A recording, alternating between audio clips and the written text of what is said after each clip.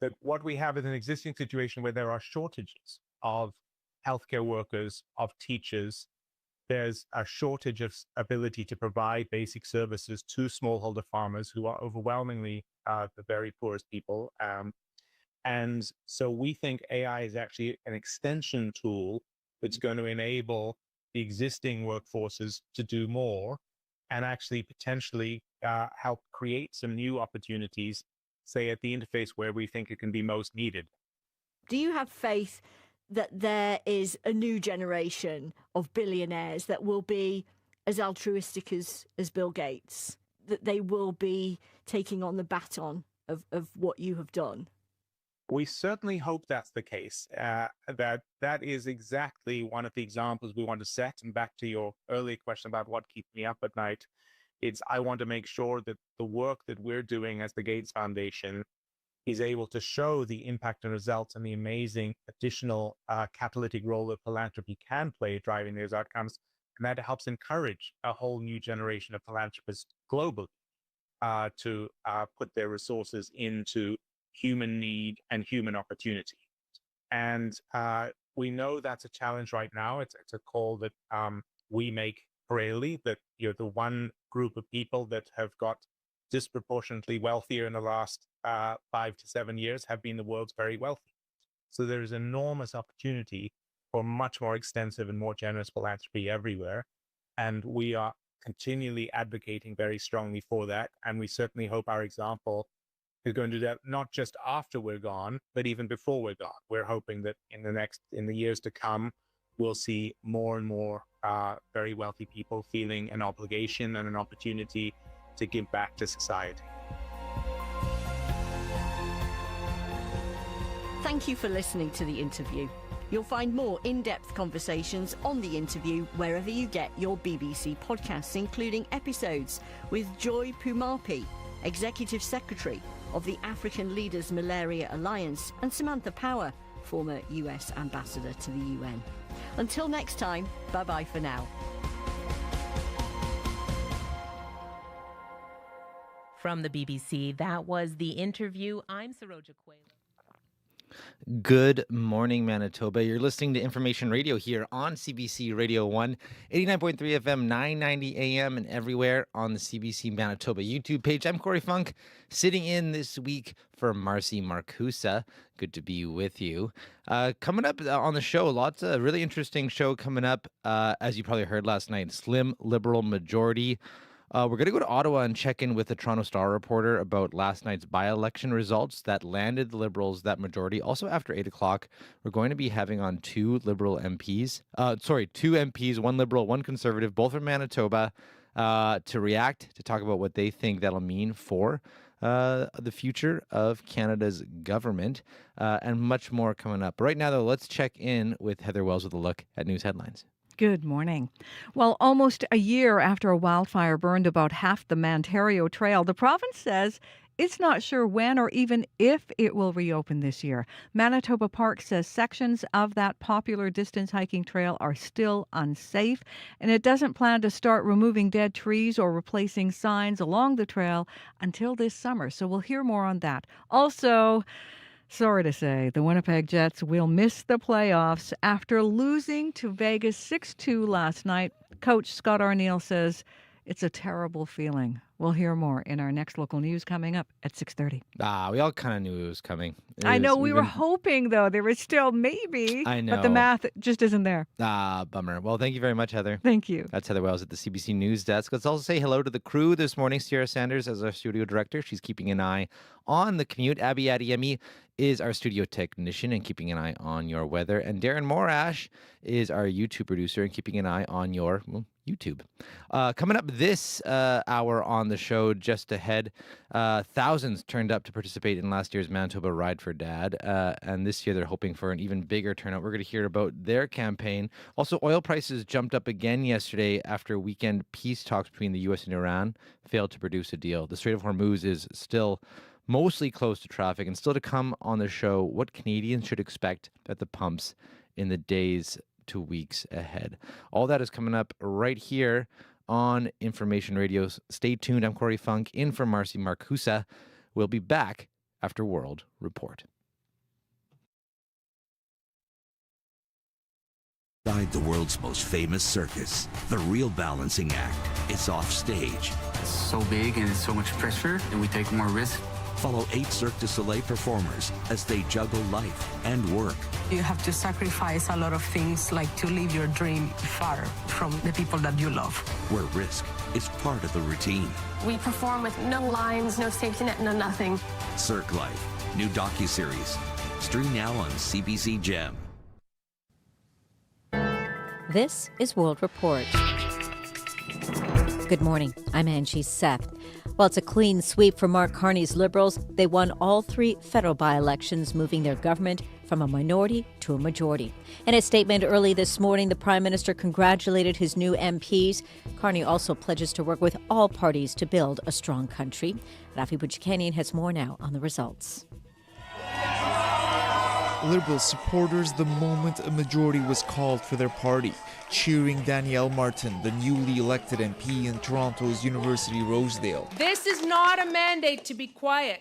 It is not a mandate to take our time. It is a mandate to get to work. In Scarborough Southwest, Dolly Begum, once the Ontario NDP's deputy leader, now changing partisan stripes as she moves from provincial to federal politics. Tonight, we celebrate a new beginning. But these 2 Toronto ridings are Liberal strongholds.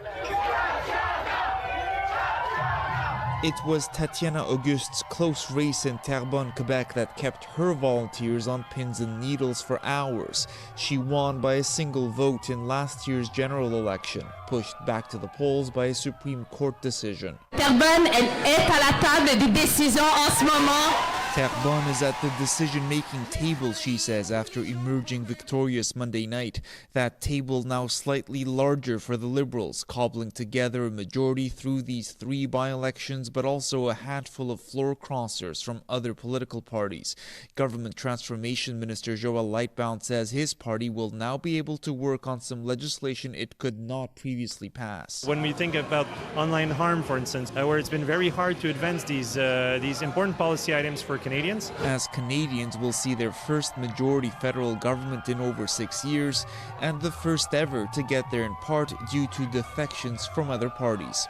Rafi Bujikanian, CBC News, Terrebonne, Quebec. Meantime, Pierre Poilievre is downplaying the Liberals' success. In a statement on social media, the Conservative leader says the Carney Liberals relied on backroom deals instead of a general election to get a majority government. He accuses opposition MPs who crossed the floor of betraying the people who voted for them. 4 of the 5 floor crossers were from Poilievre's Conservative Party. Well, it's been less than 24 hours since the U.S. began its blockade of the Strait of Hormuz.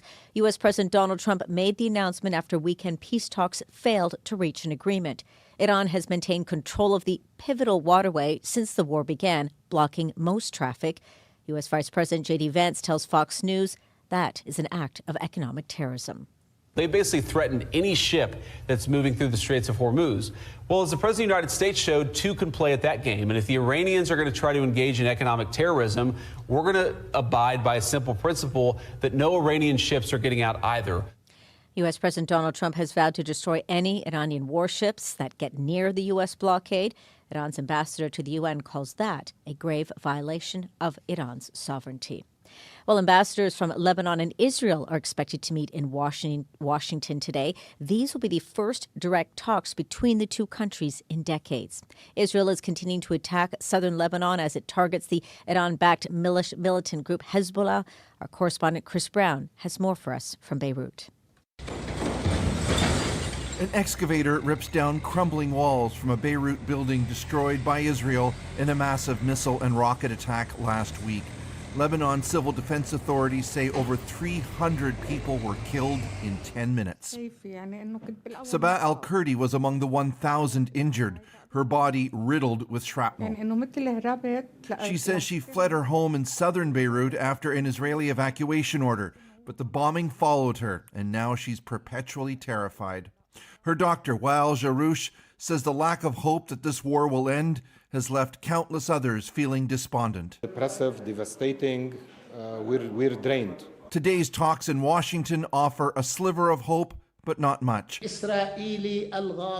Hezbollah chief Naim Qassem called the meeting pointless and urged it be cancelled. And as he returned from a battlefield visit, Israeli Prime Minister Benjamin Netanyahu spoke about what he called Hezbollah terror villages near Israel's northern border being flattened, and he offered no indication of any let-up.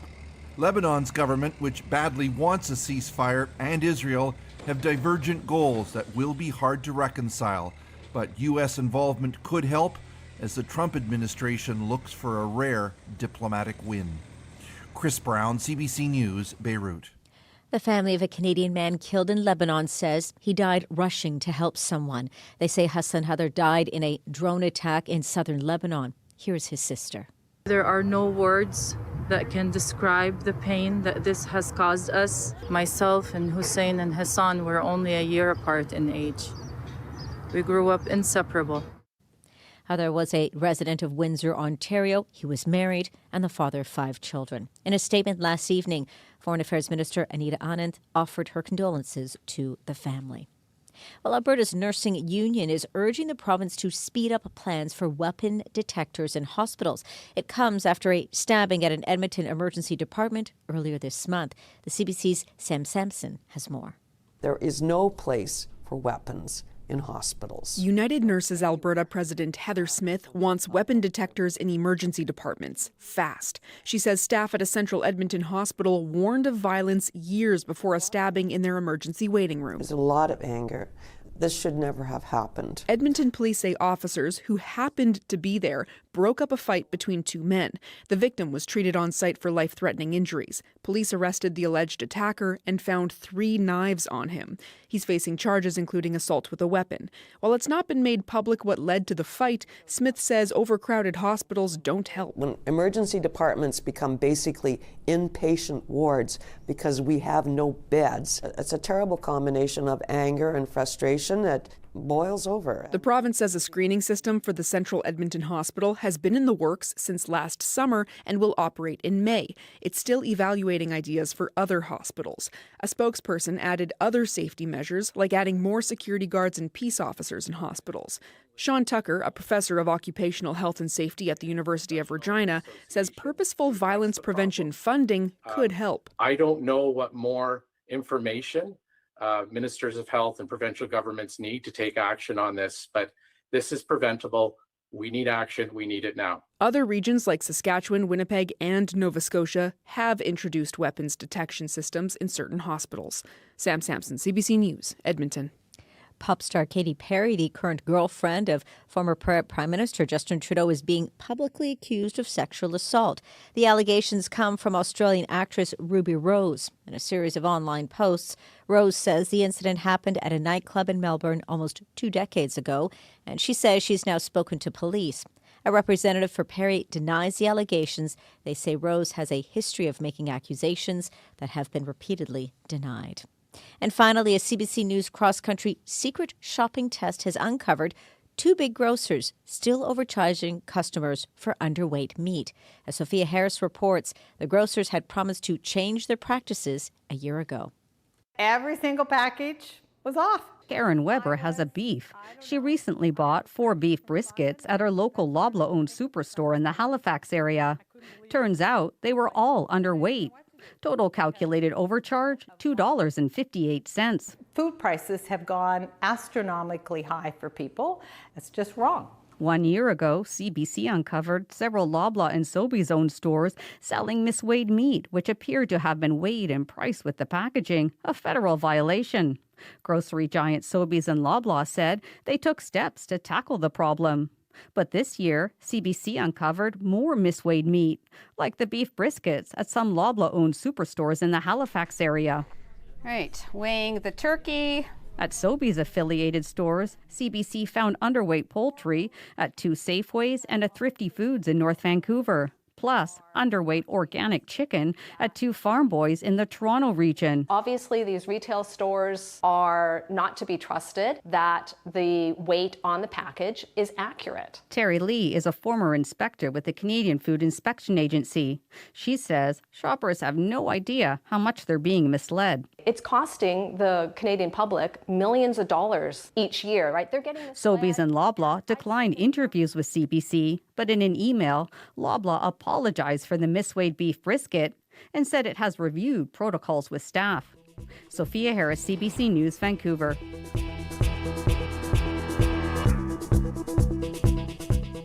And that's the latest national and international news from World Report. For news anytime, go to cbcnews.ca. I'm Angie Seth. This is CBC News.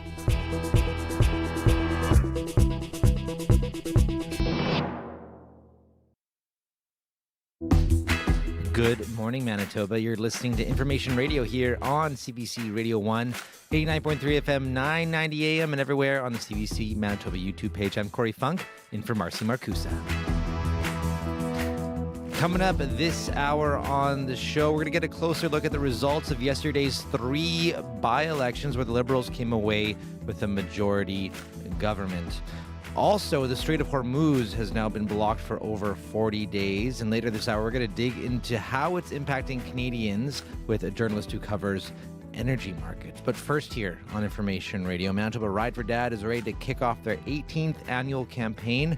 We're going to find out how the ride has grown over the years and how you can get involved and help raise money to help fight prostate cancer. This is coming up here on Information Radio. Stay tuned.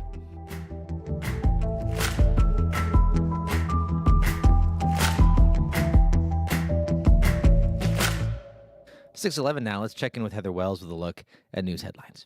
Good morning. Well, Winnipeg is experiencing minor flood conditions for the first time in 3 years. Ice jams on the Red River in the city have driven water levels up relatively quickly. Just after 7 last evening, the Red crossed the threshold of what is considered a minor flood. We're going to hear from Bartley Kivas coming up. More than 100 people in a rural Manitoba community are choosing to pay out of pocket to see a nurse practitioner. Ian Christie lives in the arm of Oakview, north of Brandon. He is a patient of a nurse practitioner, and he says he's willing to pay because people in his area are struggling to find a family doctor. We'll hear more in our next local news coming up at 6:30. Thank you very much, Heather. Thank you. That is Heather Wells at our CBC News desk. Let's say hello to the crew this morning. We have Darren Morash, our YouTube producer, as well as Sierra Sanders, our studio director, keeping an eye on your commute as well. Abby Adeyemi is in and keeping an eye on your weather and working the buttons. Hey, Corey, how you Hello. doing? Good. Someone accused me yesterday when I said I'm already making arrangements to swap the tires. Yes, I know. That's the big talker now, because the moment you put them on, we're going to get a blizzard. We're going to get a blizzard, and we're actually tracking something from the Alberta end, but it may not be hitting the city. The province is actually facing more like this divided spring day with some cloudy start that should clear in the southern part of the province, while the south anticipates double digits today. The north still remains still in that grip of the wind chills as you travel towards Churchill. For the city and the Red River Valley region, we're looking at cloudy skies and breezy conditions. We warm up to 10 degrees today. Currently, it is 2 degrees at the Forks. Similar conditions we're seeing at the airport, mostly cloudy there.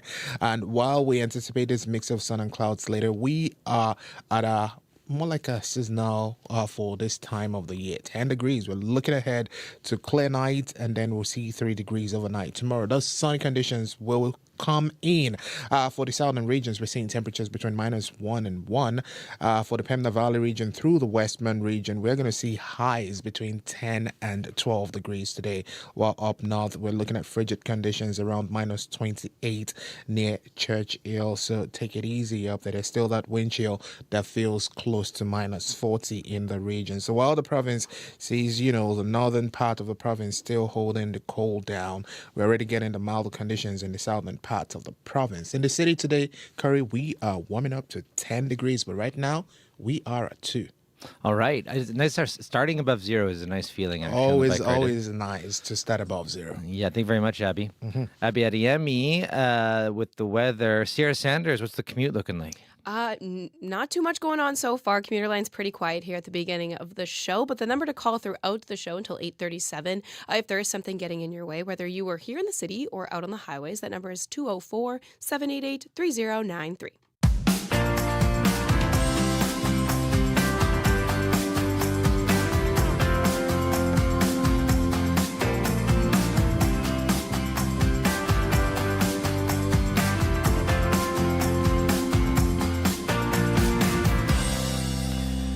Well, up first here on Information Radio, the 18th annual Manitoba Ride for Dad will be kicking off their campaign this week. It's part of the lead up to Ride Day happening on May 30th. Now, last year, hundreds of riders and thousands of Manitobans helped to raise $600,000 for prostate cancer research.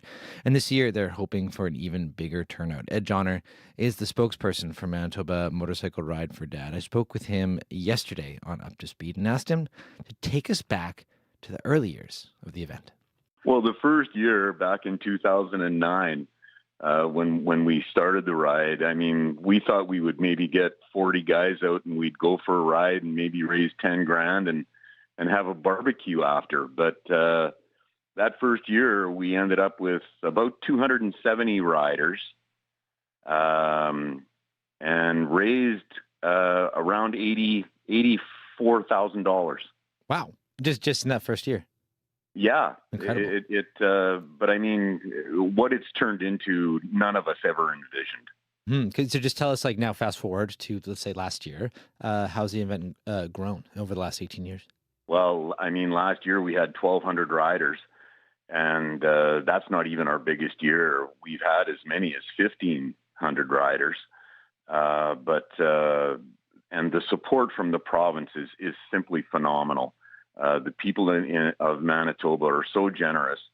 And, we can't forget that 1 in 9 Canadian men is going to contract prostate cancer. So it affects so many people, and not just the men who get it, but their families and friends. It affects just about everyone. And actually, new data that actually just came out today in a report from the Canadian Medical Association Journal. It actually says that prostate cancer remains the highest number of new cancer diagnoses in general in men. So that's quite something. Yeah. When over the last 18 years, I mean, how much has prostate cancer impacted you and the people around you? Well, I was diagnosed in 2007 with prostate and kidney cancer. My dad, who eventually passed from the disease, was diagnosed in 2005. His brother was also diagnosed and passed from prostate cancer. So, there is that hereditary issue that people should be aware of as well. But early detection is critical, and this is a big part of the message that we try and get across. Cases that are detected early have a 90% success rate, and I'm literally living proof of this. So I know a lot of guys don't want to go to the doctor because they don't want to find out something's wrong, but you want to know. You really do, and I encourage guys to go get your PSA tested, get that number established, and remember it because it's critical. What's it like every year? 18 years now you've been doing this. What's that feeling when you see everyone on their bikes around you, motors revving, and you're just thinking about like what's going through your mind? Well, I can say this on Ride Day. When we're doing the parade down Portage Avenue and, the motors are rumbling and there's literally thousands of people out on the parade route, and you see guys with signs that say, "I am a survivor," and "Thank you, Motorcycle Ride for Dad," and women with tears in their eyes, by themselves. And I mean, I know our executive, we've all got tears in our eyes as well. It's an incredible feeling, and I know we're doing good. I know we're saving men's lives. What do you think your dad would think of the event? Oh, Dad participated in a couple. He was very proud, a very proud man. And, he's part of why I do it. And so if people are listening, they want to get involved, maybe they haven't ridden before, what are some ways that they can take part? Go to ridefordad.ca, go to the Manitoba Ride. You can register if you're a rider. And if you're not a register or not a rider, you can register as a ride champion and still collect pledges. And there's no cost to do this. And if you know somebody that's a rider and is registered, please pledge them, because 100% of your pledge stays here in the province and goes towards the cause. All money we raise stays here in the province to go towards prostate cancer research and education here in Manitoba. And what's your goal this year? Well, we'd sure like to hit $750,000, $750,000. Wow. Just in 1 year. Yeah. Wow. Yeah. And so just in terms of the event itself, what do people need to know? When is it? Where? How does it work this year? It's May 30th. It starts at Earl's Polo Park. We have a police escorted parade westbound on Portage Avenue out to the perimeter. And then from there, riders embark on a poker derby. First card stop is in Selkirk, then in Gimli, where there is lunch for the first 500 registered riders at the Lakeview Inn. And then coming back, there's a card stop in Lockport. And then we have our wind-up at Canad Inn's Windsor Park at Cowboys. That's Ed Johnner. He's the spokesperson with Manitoba Motorcycle Ride for Dad. Local news is in decline across Canada, and this is bad news for all of us. With less local news, noise, rumors, and misinformation fill the void, and it gets harder to separate truth from fiction. That's why CBC News is putting more journalists in more places across Canada, reporting on the ground from where you live, telling the stories that matter to all of us. Because local news is big news. Choose news, not noise. CBC News. 6:21 right now. You're listening to Information Radio here on CBC Radio 1. Well, next up on the show, the control of the Strait of Hormuz remains a point of conflict after weeks of an Iranian blockade.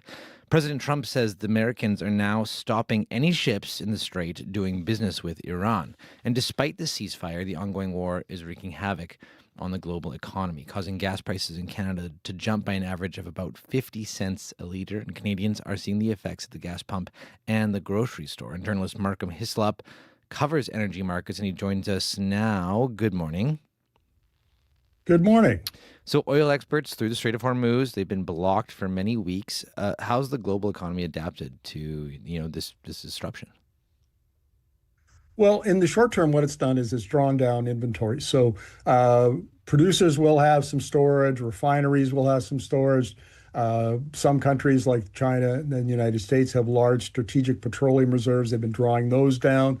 But that cushion in the system is rapidly being used up. So now what's happening is you're seeing prices rise. So this morning on the financial price of oil is about $99 a barrel. But if you want an actual physical barrel of oil, that's going to cost you $150 a barrel. And if you want a barrel of jet fuel, it's probably closer to $200 a barrel.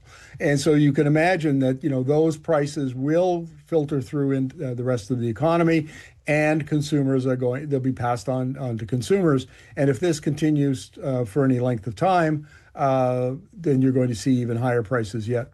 And now, as mentioned, the U.S. is stopping ships entering and exiting Iranian ports. So what has this additional blockade done to oil markets? Well, it's made them more volatile and uncertain, but the truth is that there weren't any tankers going through anyway. I was looking at a chart just yesterday, and over the last few days, there were 0 tankers that were transiting through the strait. And it's not clear at how this is going to play out, because the strait has never been closed before, so Iran effectively closed it, and Iran has been charging some tankers fees to go through. It's essentially put a toll booth on the strait. And if they are able to maintain that after eventually the Americans and the Israelis will have to end hostilities, one assumes, then that's going to add additional costs. So the byword here is uncertainty. It's chaotic right now. There's no end in sight to the hostilities, and it's not clear how the supply, the 10 million barrels a day of oil that have been lost from the system, are when they're going to be replaced. The word stagflation is starting to float around because it's something that happened in the 1970s with high oil prices. So, what's the chance that stagflation could happen now again? And just maybe for people who might be haven't heard of it before, what is stagflation? How does it work? Well, stagflation is high unemployment and high interest rates at the same time, which you normally wouldn't have, and it can be devastating. High interest rates were basically introduced after 1980 to drive inflation out of economies. And I bought my first house in 1984 in Saskatchewan. I paid 19.5% mortgage rates, and those weren't the highest by any stretch. I think they went up to 21 or 22%. So you can imagine if interest rates go up that high, what that would do to Canada's economy and to consumers. We have a housing affordability crisis now. Imagine those kind of rates. I've seen economists start to talk about the prospect of stagflation. I don't think we're not there yet, but the two oil shocks in the 1970s that created stagflation, they lasted for 6 months. We're 6 weeks into this conflict, and there are all sorts of things that are different from the 1970s. So we'll see how this plays out, but we are starting to see some conversation about the possibility of stagflation. That's potentially a long-term negative issue, but short-term, there's actually some positive impacts potentially for Canada. Canada, it's a net exporter of oil. Do you think there's actually potential opportunities for Canada's business sector here with these high oil prices? Opportunities, no. So just for context, we produce 5 million barrels a day of oil, and we're the fourth largest producer in the world. I don't think most Canadians understand how big a player we are in this industry. We export 4 million of those barrels, mostly to the United States. So existing producers are going to see a big jump in their revenue. Their price that they're getting, Western Canadian Select, is currently trading at $86. That's much higher than almost double what they would normally get. So they're going to do well. But the question is, can Canada produce more oil to take advantage of the high prices and the shortages we see elsewhere? And the answer is no. Most of our oil comes from the Alberta oil sands, and it produces what's called bitumen. It's very thick. It's almost like peanut butter, unlike the oil you think of and say that comes out of Texas, where liquid gold. It's not like that at all. And so in the oil sands, you need to spend billions of dollars, build plant, engineer. It takes years to bring even 100,000 barrels a day on stream. So we're not going to be able to do that quickly. And even if we did, we don't have the pipeline infrastructure to get it to market. So the chances there aren't going to be any short-term opportunities or maybe even medium-term opportunities for Canada. Now, if the Strait of Hormuz does reopen fully, how long do you think it would take for oil markets to recover? Well, months, because remember, there were 60 oil and gas facilities that were damaged in the Gulf region. Some of them were quite severely damaged. So those are all going to have to be repaired. The issue of who controls the Strait of Hormuz and will there be, fees charged by Iran, that all has to get sorted out. What I'm watching is what Asia will do, because more than any other region in the world, Asia has alternatives. Asia has been led by China, and now India has been electrifying for like the last 15 years. They've been building out their power sectors with coal, with renewables and batteries, even hydro and nukes. And then on the demand side, they've been buying, China has been deploying electric vehicles at a terrific rate, and also heat pumps for buildings. So the message to China is that oil and gas prices are high, probably going higher, and electrification is a more stable, lower cost alternative. And we're starting to see that Asian countries are seriously considering ramping up electrification. So that could be a major factor in demand and prices going forward over the next 2 to 5 years. Well, Markham, thanks for your time this morning. I appreciate it. Nice chatting with you. Markham Hislop is a journalist covering the energy markets. 6:29 right now. Stay tuned here on Information Radio. Still much more to come. But right now, looking out the window, commute's really quiet so far. But if you do see something, you can give Sierra a call. She's standing by the commuter line. You can give us a call, 204-788-3093. Still to come here, a slim Liberal majority. We're going to go to Ottawa and check in with the Toronto Star reporter about last night's by-election, that the 3 by-elections the Liberals won, bringing them to a majority. So we're going to talk about what that means for the governing Liberals, but also the opposition Conservatives and their future going forward. So that conversation coming up after 6:30. Also, we're going to have your business news as well. We're going to talk about how the gap between the richest and poorest Canadians is getting worse and what other details come with that. That's coming up after your CBC Winnipeg News. This is CBC News. Good morning. I'm Heather Wells in Winnipeg. At 6:30, it is 2 degrees. Slight chance we may see some showers this morning or even flurries. Then a mix of sun and clouds. We warm up to a seasonal high today of 10. Well, the federal Liberal Party won all 3 by-elections last night, a sweep that gives Prime Minister Mark Carney a majority government.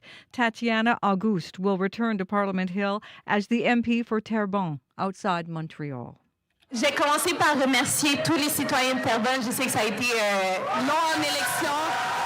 In her victory speech, Auguste thanking citizens of Terrebonne for a long election. As expected, the Liberals also won the 2 by-elections in Toronto, Danielle Martin taking the riding of University Rosedale that used to be held by Chrystia Freeland. As of tonight, Mark Carney and our entire incredible Liberal team have earned an even more powerful mandate to continue building a better Canada.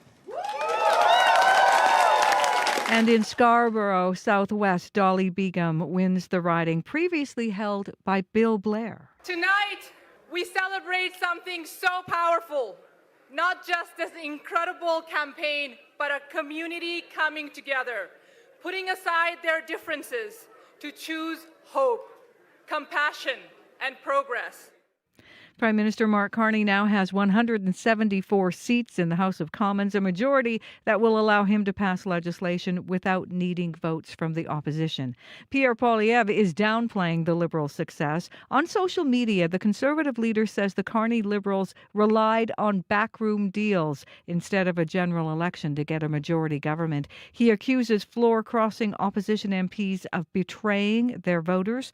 4 of those 5 floor-crossers were from Poilievre's Conservative Party. You can hear more on this story coming up on Information Radio, and you can hear the latest as well coming up on World Report at 7.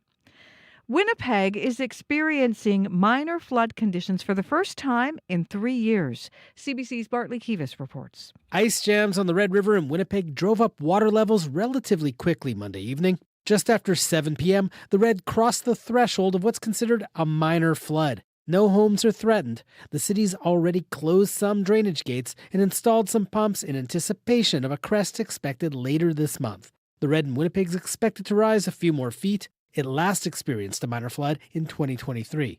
Far more severe flooding is expected this spring on the Fisher River, which runs through Peguis First Nation. Ice jams are also a possibility on the Icelandic River, which flows through Arberg and Riverton in the Interlake. Bartley Kivas, CBC News, Winnipeg. A nurse practitioner in rural Manitoba is charging for medical appointments. Michelle Wheel has more than 100 patients in the Arm of Oakview, north of Brandon. She opened a clinic outside the Prairie Mountain Health Authority to give locals better access to health care. She can diagnose, prescribe medications, and order tests. What she can't do is bill the Manitoba government. Most people are really gracious and say, hey, don't I have to pay you? And yeah, I hate it, honestly. I don't know how else to put it. It's not not what I wanted to do. That wasn't the intent. Ottawa gave provinces until April 1st to ensure primary care services from nurse practitioners were publicly funded. Manitoba pays those working in health authorities but doesn't pay independent practitioners. Manitoba's Health Minister Uzoma Asseguera tells CBC she knows nurse practitioners want to do more and says they will keep the conversation going. Almost a year after a wildfire burned about half of the Manario Trail, the province says it's not sure when or even if it will reopen this year. Manitoba Parks says sections of the popular distance hiking trail are still unsafe. Peter Panufnik skied into Manario Lake this winter as part of a sanctioned visit and saw some of the damage. He would like more information about the condition of the trail. I would like to understand sort of the timelines of what the province and the parks need as far as resources and help. I think there's a lot of volunteers that would be willing to lend a hand. There's a lot of interest of people wanting to hike it. The province says the removal of dead trees and the replacement of signs along the trail may not start until this summer. Well, no playoff hockey for the Winnipeg Jets. We went from 11 points down to 1 at one time, and it just it's a tough feeling. Head coach Scott Arniel after the Jets lost last night 6-2 to Vegas, also losing the chance to play in the postseason. The game, though, wasn't without a milestone moment. Shifley scores! Point 101 for Mark Shifley with the quick hands. Mark Shifley with .101, the most points ever by a player in a single season in franchise history. Very blessed. Played with some amazing players. Very blessed man. Just got to thank God for it all, and I'm proud of myself, and I know there's still more, so that's exciting. Still, Shifley says not making the playoffs is a tough reality. Winnipeg now with just 2 games left. The first is tonight on the road against the Utah Mammoth, and then back at home on Thursday against San Jose. You can find the latest news updated throughout the day at cbc.ca/Manitoba. Well, at least we'll get a good draft pick, maybe? That's the thinking, right? Silver lining. It's like just a little silver lining. I don't know if you'd call it that, but, maybe some salve to heal our broken hearts. Yes, always next year. Thank you very much, Heather. Thank you. That's Heather Wells at the CBC News Desk. Let's check in now with Abby Adiemi with a look at your regional forecast. Hello. Well, Corey, good morning. Just similar to yesterday, we're going to see the clouds really hanging around the south most of the day, just with some clearing here and there. No official warnings. However, travelers should just keep an eye out. Maybe tonight into tomorrow. We're tracking this Alberta clipper that is expected to bring significant snow to western and central Manitoba. So it's not done with us yet. I know I mentioned swapping the tires early if you're in the western part of the central part. We're tracking the system coming your way, and we're tracking it towards, it's going to be bringing more like rain to Swan River and the Grand Rapids, while towards the north we will be seeing snow. So keep that in mind. Now, while the south remains quiet for now, the morning chills are still really reaching close to -40 in the northern parts of the province. So there's a risk of frostbite in play there. Forecast for Winnipeg and nearby areas, we're looking at cloudy skies, breezy conditions. Highs today gets to 10 degrees, currently at 2 degrees at the Forks. In the Pender Valley region from Morden towards Headingley, we're tracking 0 there. That region warms up to about 12 degrees today. In the Westman region, Brandon all the way towards Nipawa, we're looking at 0 there. Cloudy conditions at this time also. You warm up to 12 degrees. Dauphin towards Russell, -1 at this time. You get to 10 degrees. In the Interlake region, good morning, Gimli. You are currently sitting around 1 at this time. Cloudy conditions we have, you get to 10 degrees. Now, the path, Flin Flon, nearby areas, we're looking at temperatures hover.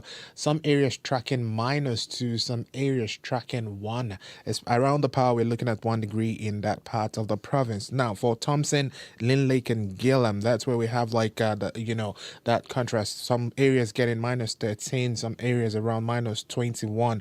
Most of the regions warms up close to -8 today. To do the lake, York, you're sitting at minus 24 and cloudy, highs of minus 14, and the wind chill feels close to minus 33 this morning. And for Churchill and the York region, we're still seeing frigid conditions there, minus 28 at this time. It is clear. The sun about to make its appearance. You warm to minus 15, though the wind chill we're tracking there, minus 39. So take it easy. The province, mild conditions in the southern part of the province. For the city, we're expecting a high of 10 degrees today. Current temperatures, we are sitting at 2 degrees at the Forks. Thank you very much, Abby. Thank you. That's Abby Adeyemi at the CBC weather desk / behind the board. Let's check in now with Sierra Sanders with a look at your commute. I thought you were going to say Sierra Saunders or something like that. I know. We're just kind of tweaking names this morning a little bit. This morning.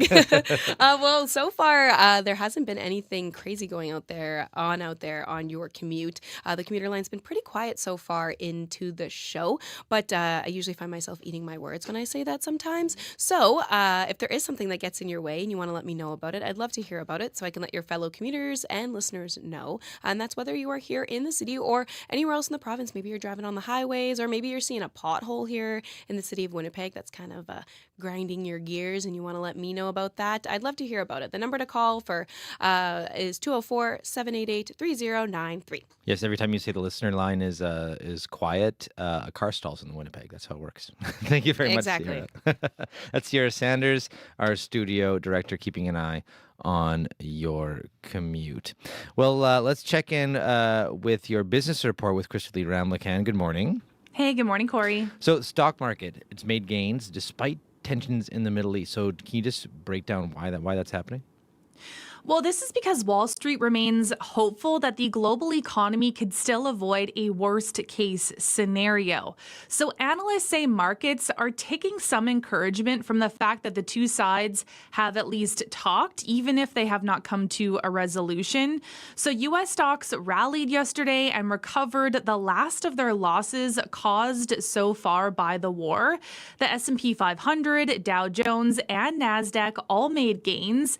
And here in Canada, the S&P TSX was also up, and oil dropped back down to below $100 per barrel.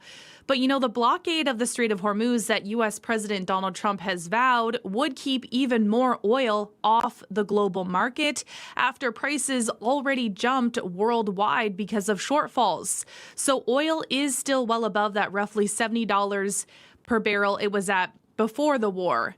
Now, big U.S. companies are starting to post their first quarter earnings, and strong reports could help make up for Wall Street's worries about the Strait of Hormuz, because stock prices tend to follow the trend of corporate profits over the long term. Well, next up here, the gap between richest and poorest Canadians is getting worse. So what are the details? Can you tell us about that? Yes. So the gap grew last year as financial markets gained, interest payouts declined, and the job market softened. So Statistics Canada says the difference in disposable income between the top 40% of households and the bottom 40% reached almost 47% last year. So the lowest income households saw wages rise slower than the average and saw investment income fall because of lower interest payments on savings.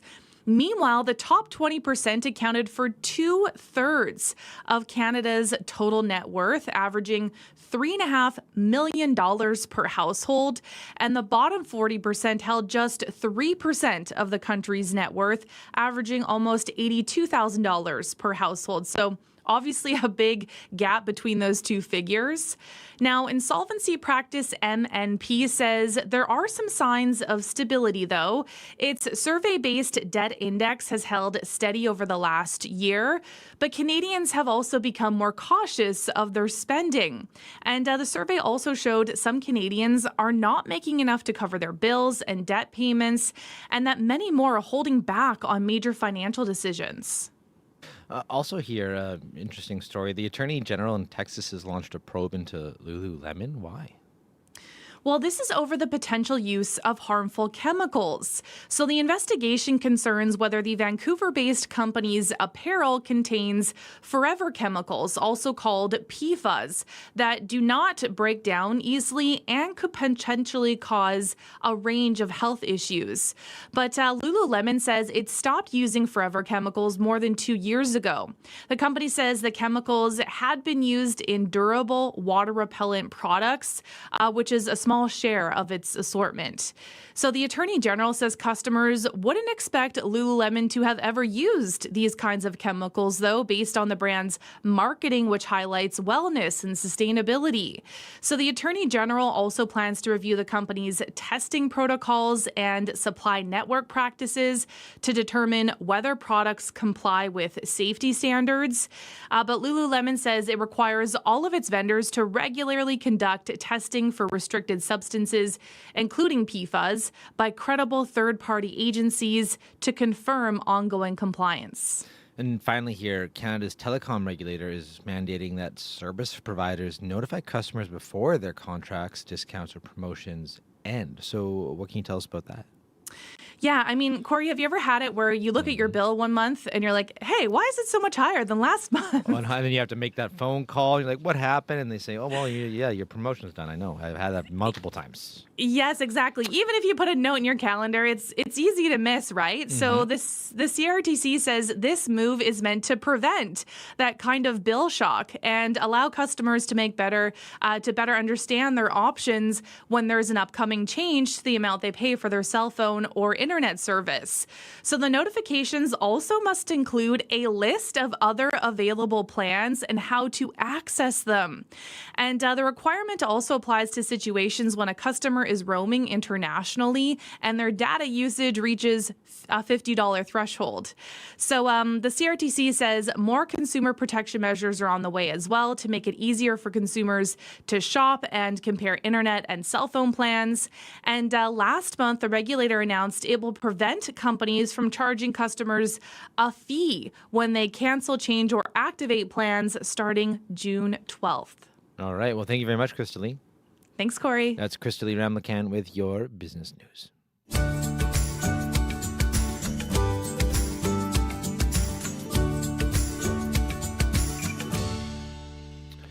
What are you doing Friday? There's a concert in town. The Sheepdogs, they bill themselves as rock and rollers from Saskatoon, and they're coming east to Winnipeg to play at the Burt. So we thought we'd play a little bit of their music. Here's a track from their newest album, Keep Out of the Storm. This is the Sheepdogs with Bad for Your Health. All I care about is liberty. Come on in and we can dance around the Christmas tree. Oh, don't be scared because the power's on. All I do is talk upon my telephone. Give it away, make no mistake upon the metronome. Kiss and tell is just to spell you wrong. Take good care of yourself because I'm bad. I'm bad for your health. It's a hell out in the Amazon.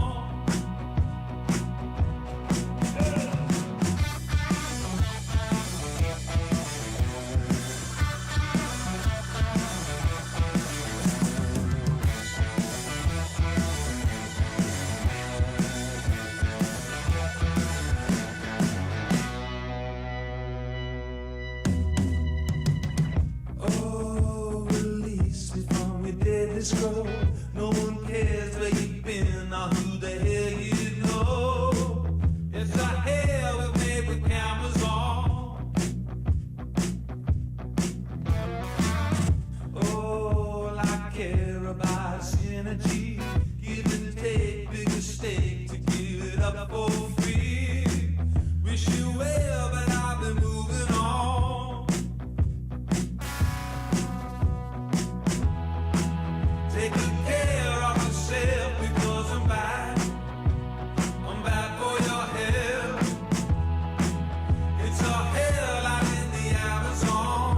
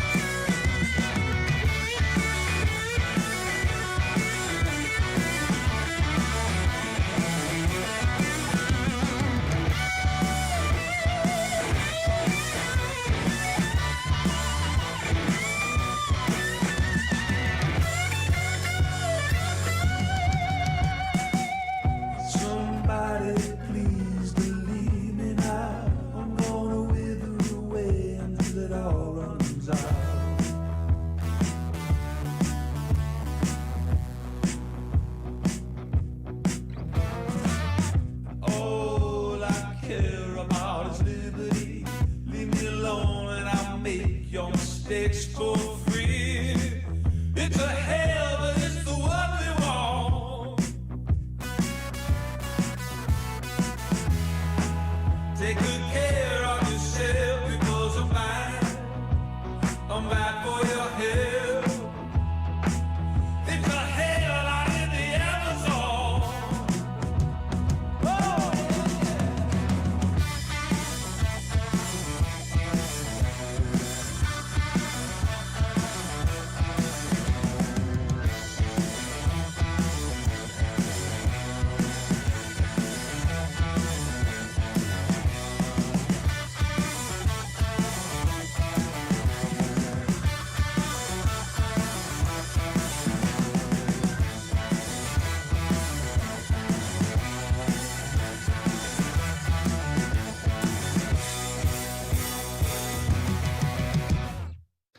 That's the Sheepdogs from Saskatoon with Bad for Your Health. They're playing at the Burton Cummings Theatre this Friday. And here's a little teaser for you. You might even actually be able to catch them on Up to Speed here on CBC ahead of the show this week. So stay tuned to Up to Speed this week. Well, let's just take a quick look at your weather right now at the Forks. We're already above zero. It's 2 right now, heading for a high today of 10, about a 30% chance of showers or flurries, but probably most likely showers. It'll be pretty warm today. Dipping down to 3 overnight, and then tomorrow 18 is your high, but we're on a bit of a roller coaster because after it's 18, it's going to dip down to -5 tomorrow night and then be a little bit cold for a few days. But we'll worry about that when we get to it. Up in Thompson right now, we're sitting at -3, dipping down to -15 overnight. And tomorrow, high of -11. So a tale of 2 very different seasons here in Manitoba. Well, next up here on Information Radio, the Liberals have successfully cobbled together a majority government, now holding 174 seats in the House of Commons. They crept over the majority line yesterday with a sweep of by-election wins in the Toronto ridings of University Rosedale and Scarborough Southwest. They also won a third hotly contested seat in the Quebec riding of Terrebonne. And to tell us more, we've reached Ryan Tumulty. He's a political reporter with the Toronto Star. Good morning. Good morning. So how will this change the way Prime Minister Carney governs and navigates his agenda? Yeah, I think there's 2 things at play here. So firstly, there's the mechanics of the House of Commons. Obviously, he can move things through the House of Commons much faster now that he has the majority. He doesn't have to worry about committees holding on to his legislation for excessive amounts of time. He doesn't have to worry about committees investigating his government or, forcing his ministers to testify.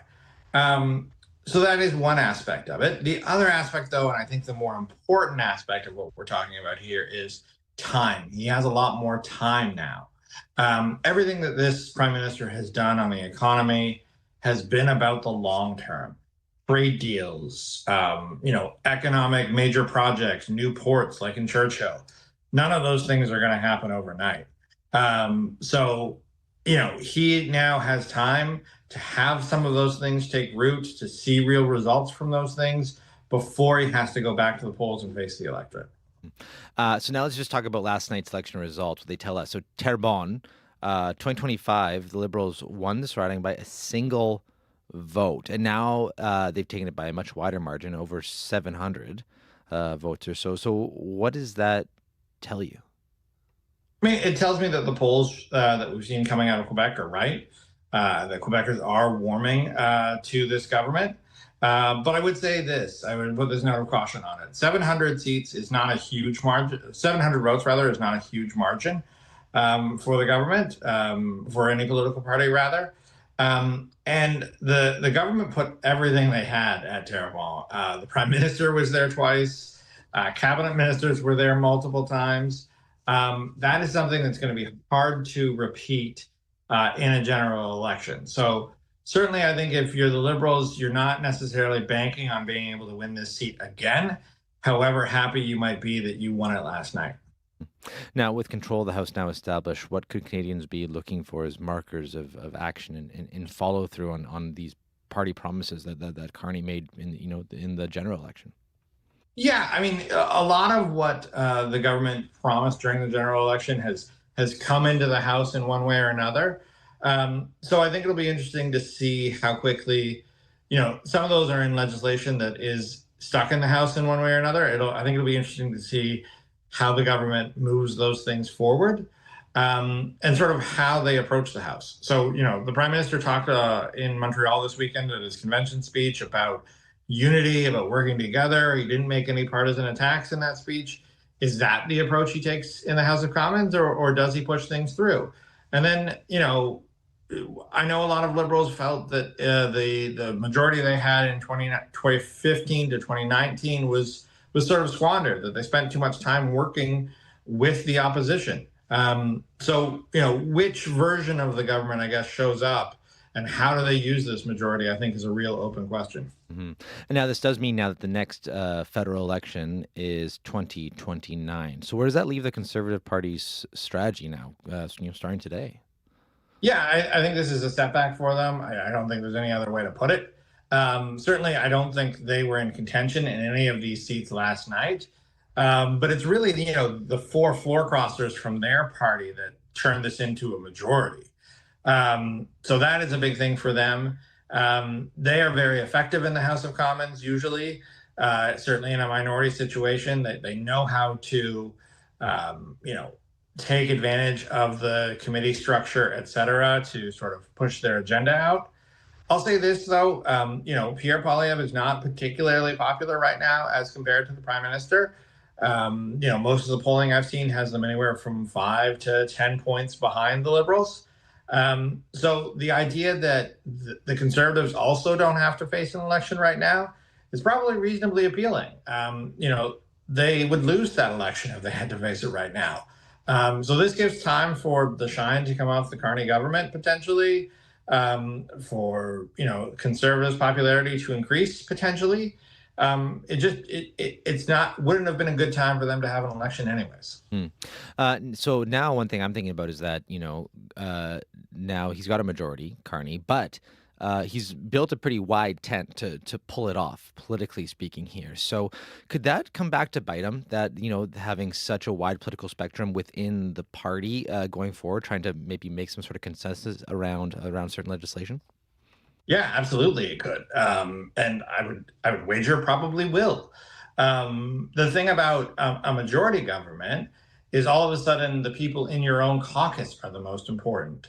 Previously the government had to reach across the aisle; they had to strike deals with the Conservatives or the Blocs, deals that maybe people in their own party didn't love, but accepted as sort of the cost of doing business. Well, now the cost of doing business is getting everyone in your own caucus on side. Certainly, we've seen Liberal MPs express concern about the direction of the government. I'm thinking of Stephen Guilbeault, who was in cabinet and left cabinet over what the government was doing with Alberta. There's a Toronto MP named Nate Erskine-Smith who is looking potentially to leave, but has also voted against the government in the past. So how do you keep him on side? These are now, as you said, the tent is so big. The tent runs from Marilyn Gladue to Laurie Idlout, a former NDP MP. So this is all going to be very difficult for this government. I think, it's going to be a tough one for them to manage. And that'll be the real difficulty going forward. Well, Ryan, thanks for your time this morning. Appreciate it.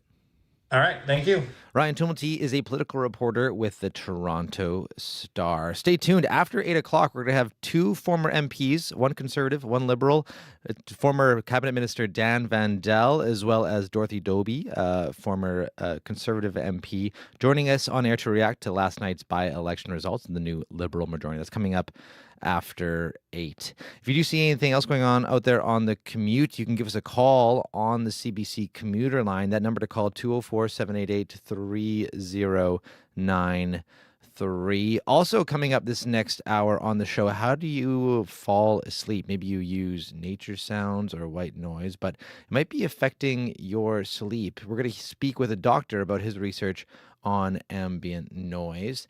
Also, the story of one man's mission to find the right owner of a 110-year-old bagpiping trophy. It's a story involving ghosts, a near-death experience, and a lot of historical research. Stay tuned for that. That's coming up here on Information Radio.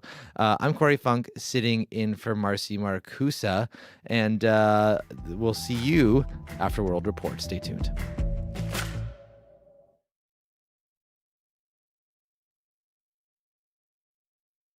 On The Current. Writing a novel is a solitary pursuit, but now there is controversy as some authors are turning to AI to do the writing for them. I don't know if she wrote it. A lot of elements of the story feel really weird. What do AI books mean for reading? We'll speak with 3 real authors coming up on The Current. The Current with Matt Galloway. This morning at 8:37, 9:07 in Newfoundland, and on the CBC Listen app. This is World Report. Good morning. I'm Angie Seth. Prime Minister Mark Carney has solidified his hold on power. The Liberals won all 3 federal by-elections last night. They now have a majority in the House of Commons. Cheers erupt at Danielle Martin's campaign headquarters in Toronto's University Rosedale riding. The Liberals also won Scarborough Southwest in Ontario and the Montreal area riding of Terrebonne. Janice McGregor joins us now from our parliamentary bureau. So Janice, talk to us about how important it is that the Liberals won all 3 of these races.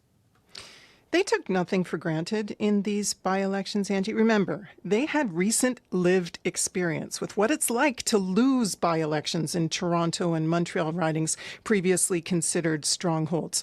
Not this time.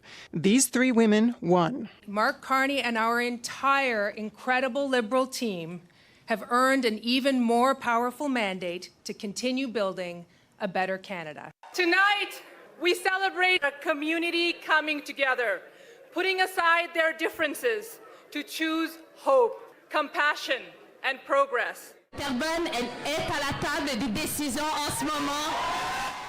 And now these 3 women join the government caucus. Danielle Martin, known for her advocacy of the public health care system, bolstering the Liberal message, perhaps, on issues that Mark Carney himself doesn't often mention. Dolly Begum, a new voice representing the diverse communities of Scarborough. Her progressive track record as a former deputy leader of the Ontario NDP also shoring up the Liberals' left flank. And finally, Tatiana Auguste, who at 25 years old has earned a lot of respect, winning this do-over in her nationalist Quebec seat, this time by a margin big enough that there won't need to be a judicial recount. Okay, so now that Mark Carney has his majority, what are we expecting him to do with it? Well, in his statement last night, he said Liberals are going to continue to govern by working with all parties, that the work ahead demands collaboration to work at the speed he aspires to. He's going to get right down to it this morning, announcing relief for consumers at the pumps, acting on his recent hints about trimming the 10-cent a litre federal fuel tax. A gas tax holiday was proposed first, actually, by Conservatives. So even though the Liberals don't need opposition support anymore, this first move out of the gate is going to be something they all agree on. CBC's Janice McGregor for us in Ottawa. Janice, thank you for this. You're welcome. High-level negotiations between Israeli and Lebanese officials are set to begin in Washington today. U.S. Secretary of State Marco Rubio will be hosting the discussions between ambassadors from both countries. Israel, meantime, continues to attack what it calls Hezbollah strongholds in southern Lebanon. But the Iranian-backed group says it is not interested nor concerned with today's talks. It says it is not bound by anything the 2 countries agreed to. Meantime, Iran is threatening to strike targets across the Middle East in response to the U.S. blockade of the Strait of Hormuz.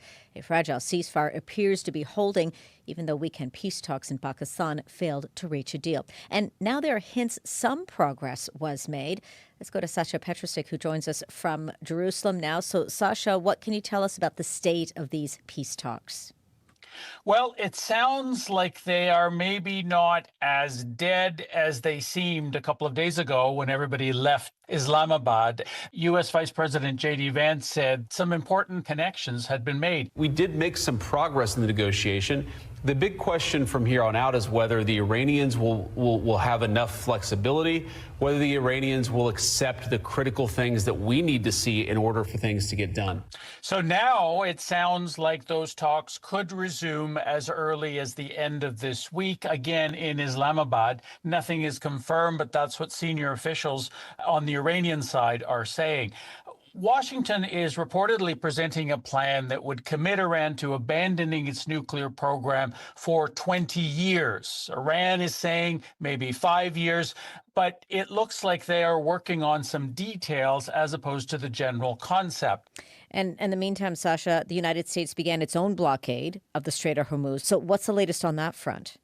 That blockade is a blockade of Iranian ports and, in fact, the whole coast of Iran that runs along the Strait of Hormuz and the Persian Gulf. But they also seem to be letting some ships through, some sanctioned ships, which have Chinese connections, perhaps thinking that that's not something that they want to get into, a confrontation with China.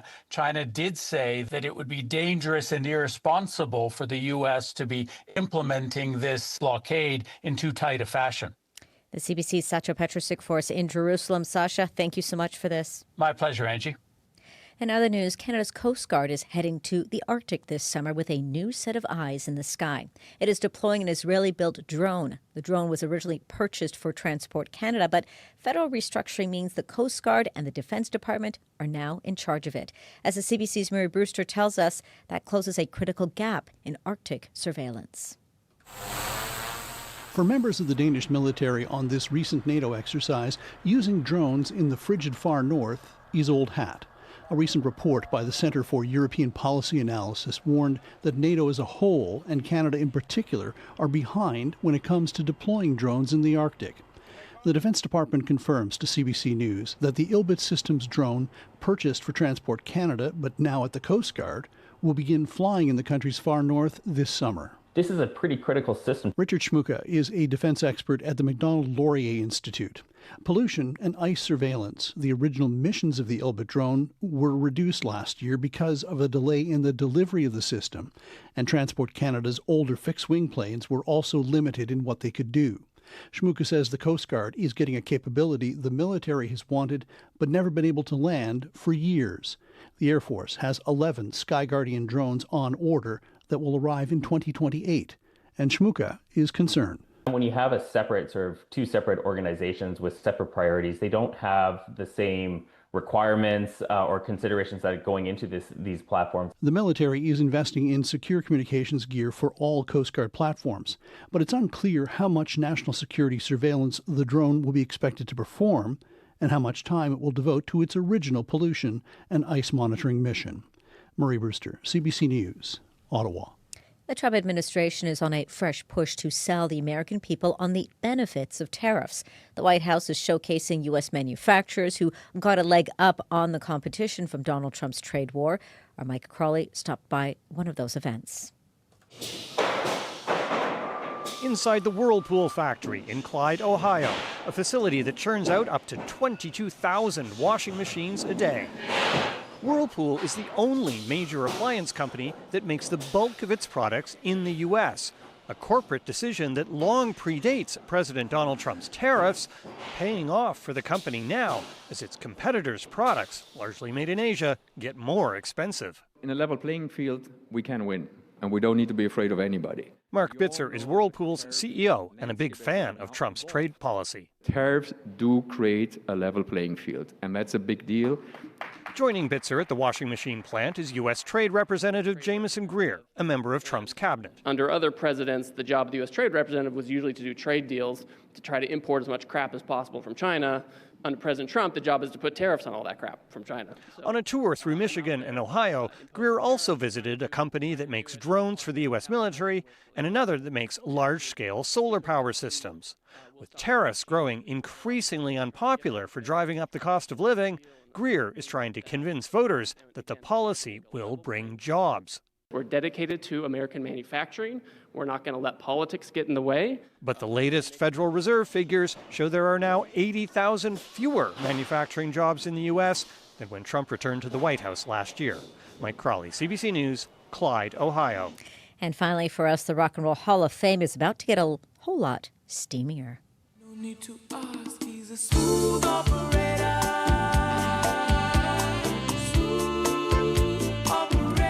That's right. Sade is on the list of new inductees, and so is soft rocker Phil Collins and the late Luther Vandross.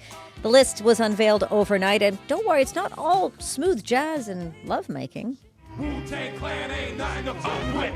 Wu-Tang Clan ain't nothing to fuck with. Wu-Tang Clan. That's right. Rap innovators Wu-Tang Clan are joining the list of nominees. Along with them, Queen Latifah, Billy Idol, and Iron Maiden. To be eligible for the Rock and Roll Hall of Fame, artists must have released their first commercial recording at least 25 years ago.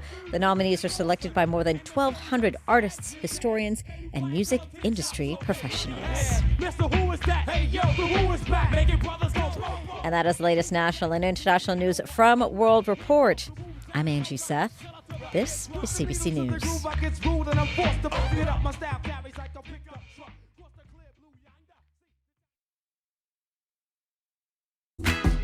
Good morning, Manitoba. You're listening to Information Radio here on CBC Radio 1, 89.3 FM, 990 AM, and everywhere on the CBC Manitoba YouTube page. I'm Corey Funk, in for Marcy Marcusa. Coming up this hour on the show, the camping season is just around the corner, but anyone planning to hike the Manario Trail this summer might need to explore other options. We're going to hear about why coming up later this hour. Also on the show, the story of one man's mission to find the rightful owner of a 110-year-old bagpiping trophy. And it's a story that involves ghosts, a near-death experience, and a lot of historical research. We're going to bring you that story this hour as well. But first up, how do you fall asleep? Maybe you use nature sounds or white noise, but it might be affecting your sleep. We're going to speak with a doctor about his research on ambient noise. Stay tuned for that. Coming up right here on Information Radio. 7:11 right now. Let's check in with Heather Wells with a look at news headlines. Good morning. Well, Winnipeg is experiencing minor flood conditions for the first time in 3 years. Ice jams on the Red River in the city have driven water levels up relatively quickly. Just after 7 last evening, the Red crossed the threshold over what's considered to be a minor flood. No homes are threatened. We'll hear more coming up. More than 100 people in a rural Manitoba community are choosing to pay out of pocket to see a nurse practitioner. Ian Christie in the arm of Oakview, just north of Brandon, says he's willing to pay more as more people in his area struggle to find a family doctor. He says nurse practitioners are worth their weight in gold. We'll hear from him in our next local news coming up at 7:30. Thank you very much, Heather. Thank you. That's Heather Wells at the CBC News Desk. Abby Adeyemi is in with a look at your weather. Hello. Hello, Corey. We're still seeing seasonal splits across the province with breezy southern skies, and of course we're sporting some snow in the northern part of the province this morning. We should see double digits in the southern regions. For folks towards the Lynn Lake area, look out for drifting snow. And of course, towards Churchill, we're seeing wind chills close to minus 40 this morning. So there's a risk of frostbite in the far north. For Winnipeg and the Red River Valley region, mostly cloudy this morning. We do have a slim chance of showers before we will see some clear out conditions as we get into the afternoon. Some sunshine in the forecast there. Currently 2 degrees at the Forks. We're tracking 1 at the airport. Breezy conditions. We warm up to 10 degrees today, and tonight it still stays clear. We will see temperatures drop to about 3 degrees, setting the stage for more like a sun-filled Wednesday. Tomorrow, Corey, we get to 18 degrees in the city, but up north it's not similar conditions. We're still seeing minus 20s, close to minus 30s as you travel towards Churchill. But Southern Manitoba, we're looking out for some sunshine tomorrow, and today sets the stage. I'll take it. Thank you very much, Abby. You're welcome. That's Abby Adeyemi. Sierra Sanders, what's going on with the commute? Not too much, Corey. It's been pretty quiet on the commuter line, which sounds like things are moving along smoothly on your morning rush hour today. But if that's not the case and there is something that is getting in your way, whether you are here in the city or anywhere else in the province, I'd love to hear about it. The number to call is 204-788-3093.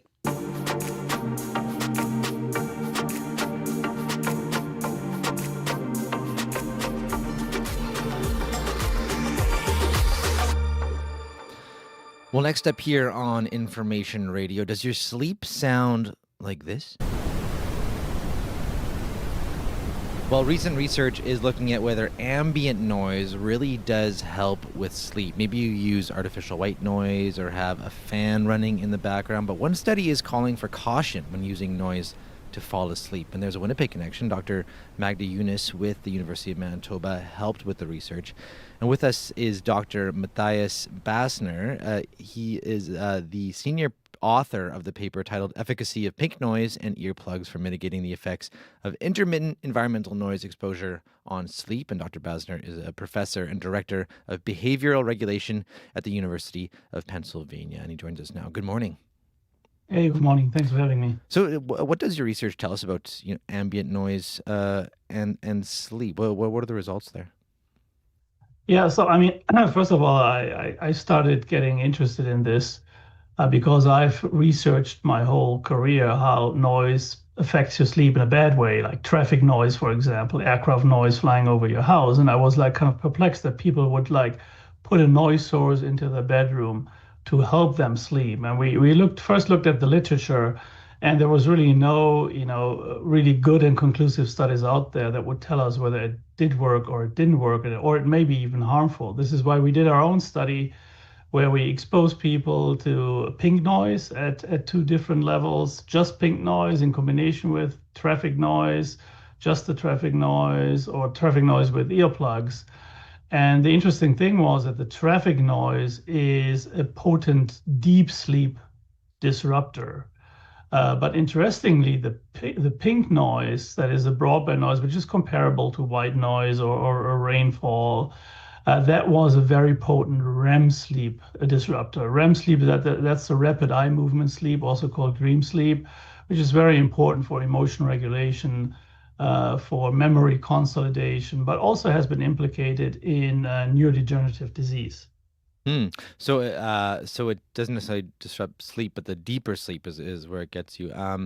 So where do you go about gathering the research? What kind of methods did you use? Do you get people to sleep and then you monitor their sleep system, or how does that work? Yeah, so we, as a very first study, we went into our sleep laboratory with very controlled conditions. We could, exactly determine what these people were experiencing in our lab. And we would measure sleep with a gold standard, which is called polysomnography. You put electrodes, on the scalp, next to the eyes, on the muscles, to look at brain waves, eye movements, and muscle tone. And that allows you to differentiate the different stages of sleep. And typically we want to have a lot of deep sleep and a lot of REM sleep, and we don't want to have as much light sleep. And obviously we don't want to spend time awake while we're sleeping. So did that surprise you at all when you found that out? Yes, it did surprise me. And, this weren't like a few minutes. Like, for example, the traffic noise that we played back, we got a 25-minute deep sleep reduction, and we gave our subjects, an 8-hour sleep opportunity. And the pink noise alone was around a 20-minute REM sleep reduction, which is also very relevant. I mean, after we had these findings, went back to take a deep dive into the literature. And yes, there were actually other studies that had found also a REM sleep reduction with broadband noise, but it never really surfaced, or it never really caught the attention, I guess, of the public. But it is a very relevant finding because there's literally millions of people out there who are using these noise machines or playing back YouTube videos overnight. And they even do that, they put these noise sources into the bedroom of their newborns and toddlers. And we have to acknowledge that actually, while you and I, we spend around 20% in REM sleep, newborns spend around 50% of their sleep in REM sleep, which suggests that is very important for that developmental stage of their brains. So there's a little bit of caution warranted there, and questioning whether that is really the best approach. And at this point, though, is there any direct research on the impact it has on newborns and children, or really the data comes from adults? Yeah, no, I mean, this is like an extrapolation right now, right? We obviously looked at adults, and I'm not aware of studies that have directly looked into newborns and toddlers, but this is certainly a study that is warranted as a next step. So then what's your advice to people then because I know a lot of people, I mean, including myself, I'll admit, we have it for our kids because it's very popular thing to do right now, and you'll do anything that at least you think will help your kids sleep. I know adults who use it too. So then what is your advice to people who right now depend on that to maybe help them fall asleep, and they'd say it does work? First of all, it's not all bad. So we did find that it helped a little bit with the deep sleep reduction that the traffic noise was causing. It also helped a little bit preventing awakenings due to the traffic noise. So it's not all bad. So there's likely a trade-off. At this point where our information is imperfect, my suggestion is if you really only need it for falling asleep, put it on a timer. Because the first REM sleep episode doesn't hit before, an hour to 90 minutes into sleep. So if you switch the machine off before that period, your REM sleep won't even be affected. So, that's a very good strategy. Otherwise, right now, my suggestion is if you really want to use it, try to use it at a sound level that is as low as possible, that is still working for you. And that probably means that you need to titrate a little bit, try different volumes. Because, we're also a little bit concerned that in the long run, it could actually affect your hearing and the way that the brain is processing sounds. Because very much like, the rest of the organism, our hearing, our auditory system also needs to recuperate. And the best time to do it is typically the night, because that's when it's less noisy in our environment.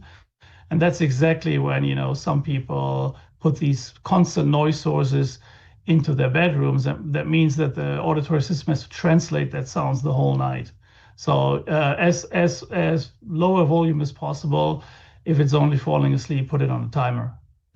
Well, Dr. Besner, thanks for your time and thanks for sharing your results with us. Appreciate it. Again, thanks for having me.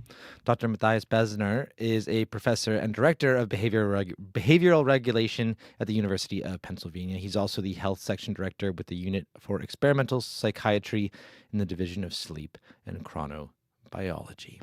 Well, we're not going to play any white noise, but we do have a song that's kind of about sleep. Here's the Cranberries with Dreams on CBC Radio 1.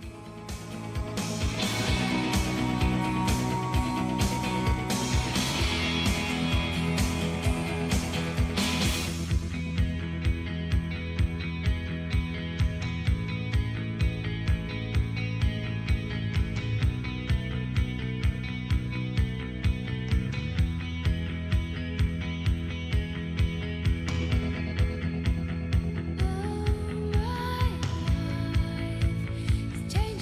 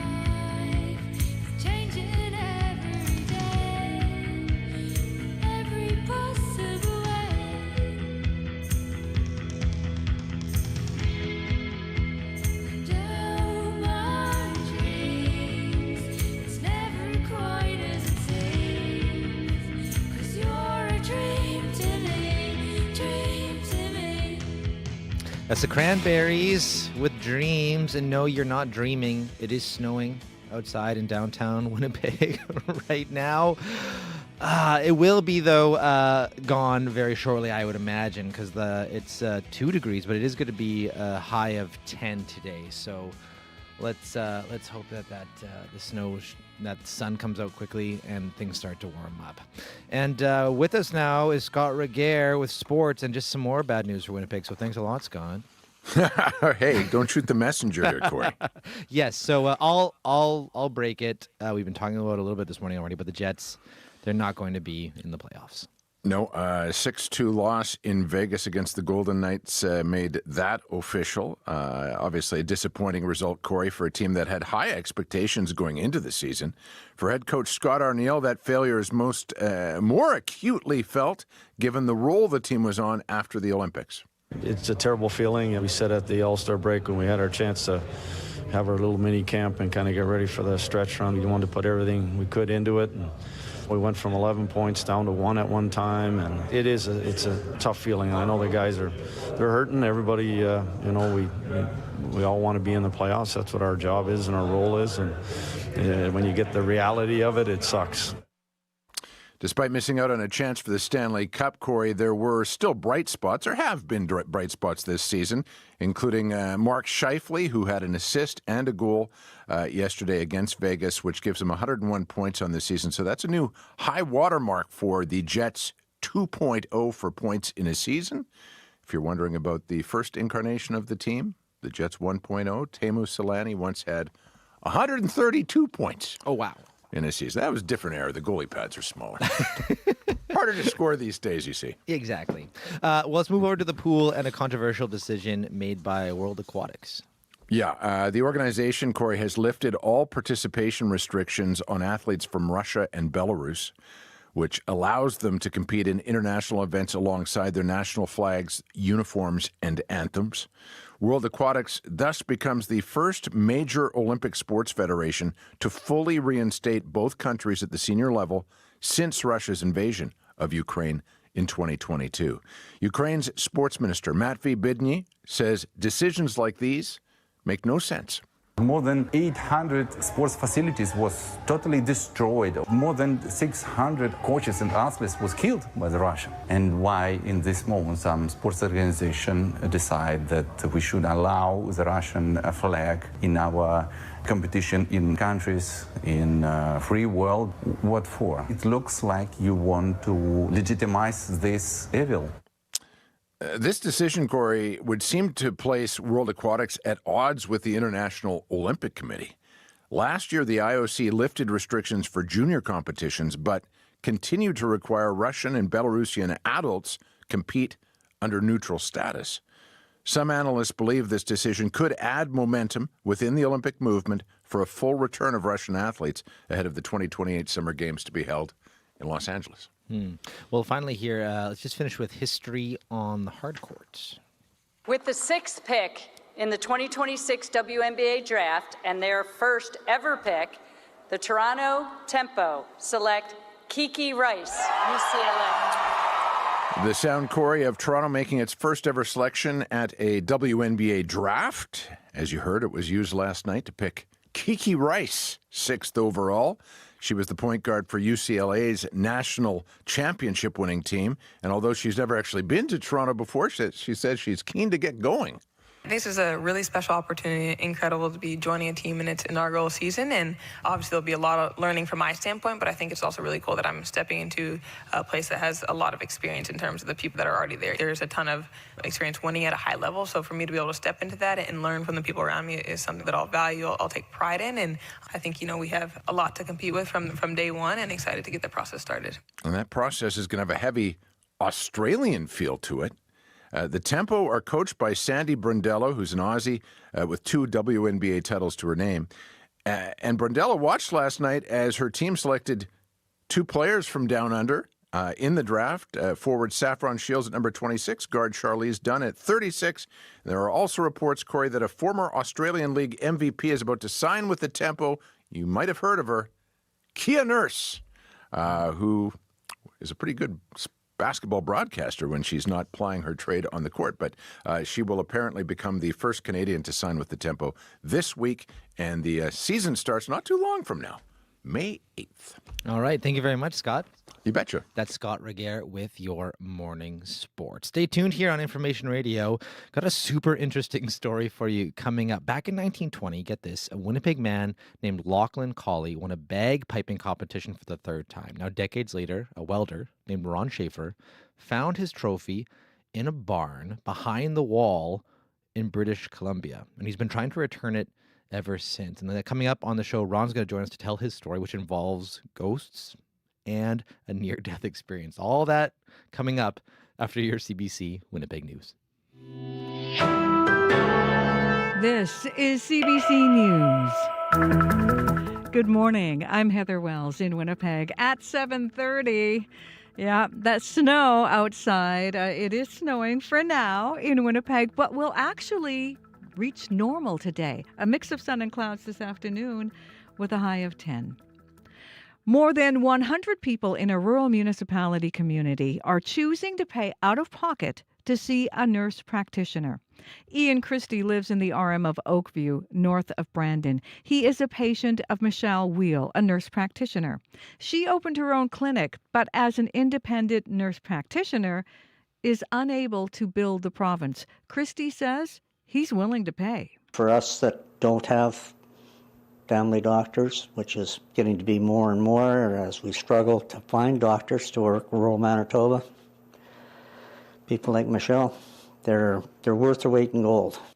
Ottawa gave provinces an April 1st deadline to ensure primary care services provided by nurse practitioners were publicly funded. Health Minister Uzoma Asseguera tells CBC Manitoba is complying with the directive and paying NPs who work in the public system.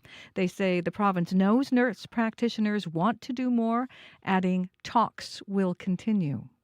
Winnipeg is experiencing minor flood conditions for the first time in 3 years. CBC's Bartley Kivas reports. Ice jams on the Red River in Winnipeg drove up water levels relatively quickly Monday evening. Just after 7 p.m., the Red crossed the threshold of what's considered a minor flood. No homes are threatened. The city's already closed some drainage gates and installed some pumps in anticipation of a crest expected later this month. The Red in Winnipeg is expected to rise a few more feet. It last experienced a minor flood in 2023. Far more severe flooding is expected this spring on the Fisher River, which runs through Peguis First Nation.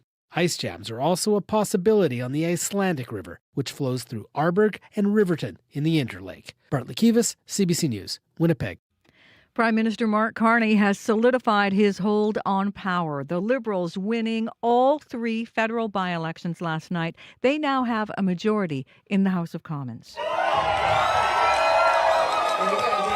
Cheers erupting at Danielle Martin's campaign headquarters in Toronto's University Rosedale riding. The Liberals also won Scarborough Southwest in Ontario and the Montreal area riding of Terrebonne.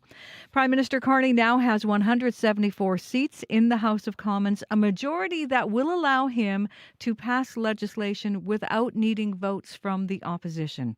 Now, Conservative leader Pierre Poilievre is reacting on the platform X.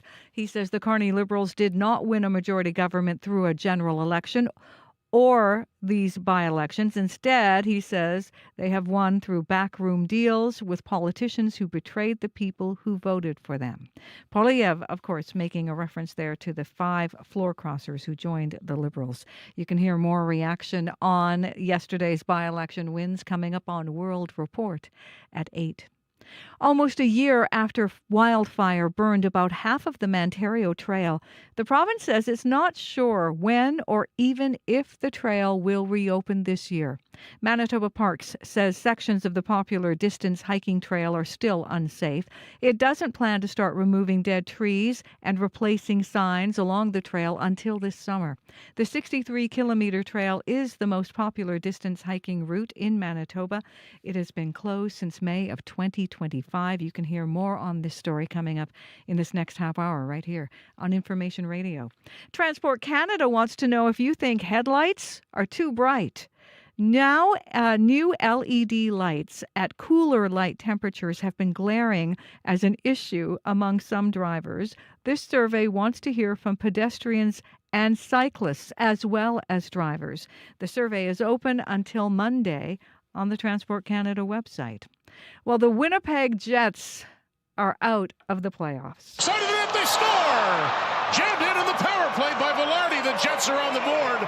Gabriel Velarde in the third period on TSN. Too little, too late, though. The Jets lose in Vegas 6-2.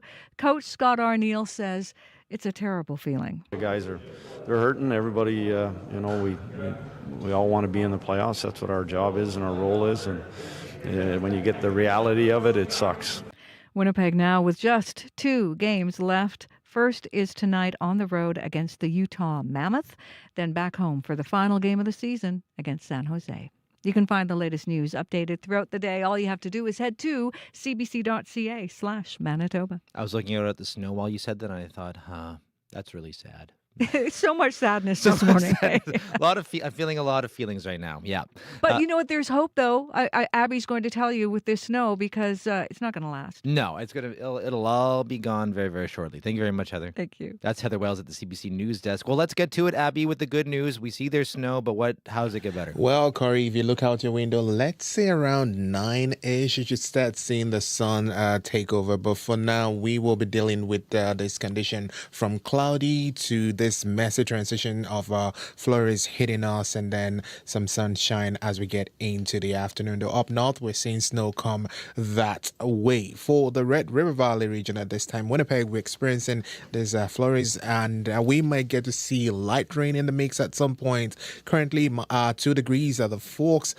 We will notice some windy conditions. We hover near these 2 degrees for most of the morning before we warm up to 10 degrees. And then later tonight, we'll see a dip to about 3 degrees, and this prepares us for the sunny conditions we will enjoy tomorrow. So, Corey, if you're seeing these flurries outside now, look out for sunshine and 18 degrees tomorrow. Woohoo! Yeah. But the northern part of the province, different stories. We're still seeing temperatures in the range of the -20s, -24 around Tudela Lake at this time, with the wind chill close to -39. Wild. Such a difference. Thank you very much, Abby. Thank you. That's Abby Adiemi at, I could say the CBC Weather Desk, which is actually behind the board actually this morning as well. He's our studio technician. If you do see anything going on the commute, it's actually been a pretty quiet commute overall. Visibility might be an issue, obviously, with this snow that's coming down actually pretty heavy right now, at least in downtown Winnipeg. You can give us a call, though, if you do see something going on the CBC commuter line, 204-788-3093. Well, next up here on Information Radio, here's a question for you. When you find a lost item, how hard do you try to return it? Do you bring it to the lost and found, search for the owner, or just walk on by? Well, BC retiree Ron Schaefer has been trying for years to reunite one special item with its rightful owner. It's a hand-engraved silver trophy, well over a century old, and he believes it comes from Winnipeg. And I spoke with Ron yesterday after the show. Here's that conversation. Hello. So let's just start right from the beginning here. How did you find this trophy? Well, it would be back in the late 80s, early 90s. I was working for a natural gas company, and I was kind of the welder and mechanic on the crew of 2 with a foreman. And we received a radio call or our dispatch on a Friday afternoon, like I said, for a rush demo. Well, that's short for demolition. So usually it's, a contractor or a developer has bought a chunk of property and they want to knock down the house. And before they do, of course, we have to come in and cut the natural gas service and de-energize the line and make it safe. So sure enough, we arrive at this property, and on it was an old house and an old barn. Well, I always had an inclination. I like collecting things and I like hunting for things. And so I said to the foreman, before it knocks it down, just give me some time. I want to go in the old house and take a look around and see what I can find. And he says, oh, sure, Ron. I just decided, I'll just go over to the old barn and poke around and see what I can find. So I walked in on the ground floor, and as I walked in, then I looked up and I saw that there was a loft And I thought, oh, that's interesting. And then to my immediate left, there was a set of stairs that went up to the loft. So I thought, well, might as well go up and take a look, and you never know. And I got in onto the looking into the loft area. I just froze, and I'm just looking around, and I could see that, gee, it was all wallpapered, and there was a chair and some old newspapers. And I just thought, wow, it's almost like someone was living here. And then all of a sudden, I heard a voice, and it came over my left shoulder, and it said, "Punch the wall." And so I looked over my shoulder, thinking it was the foreman, that he had slowly crept up the stairs that was behind me. No, there was absolutely no one. And I just got goosebumps. I didn't know what to do. So I just stood there, kind of not knowing anything. And then I just thought, well, I'll go and punch the wall. So I took my left arm and I just extended it. And sure enough, I punched this wallpaper and my hand went right through it. There was no backing behind it. There was no lath and plaster, no drywall. It just took the wallpaper and went from wall stud to wall stud. So you could just take your finger and poke it through. So I thought, well, I'll start walking. So I walked down one wall, poking my hand through it. And then I turned to go down another wall. And then about after 3 punches, my hand hit something. So I peeled back the wallpaper, and sure enough, here's this silver trophy cup as I looked at it, and it had some old kind of paper or something on it. And as soon as I touched it, that old paper just kind of disintegrated. So I'm looking at this cup and I'm going, wow, what is this thing? Wow. And I mean, to be in behind a wall. And then I got thinking, wow, what's in behind the rest of the walls? So I started walking with this thing in one hand, still punching the wall. Then the barn started to shake, and I looked up behind me. Well, the excavator didn't know I was in the barn, and he's pushing the barn over, and I see his bucket coming in through the roof. And I thought, oh man, I got to get out of here. So I ran down the stairs, and I got out. And as soon as I exited the barn, the excavator operator saw me. He just froze, and I just kept running to the truck. We went back to the office, and then I took it home and showed it to my wife, and and then the whole mystery behind it. My wife had wrapped this cup, this trophy cup, and unbeknownst to me, she took it to the Vancouver museum and had a curator look at it. And he's the one that kind of gave a little more history behind it, that he could find out that it was made in Birmingham, England in 1911. It had all the silver marks on it, sterling silver.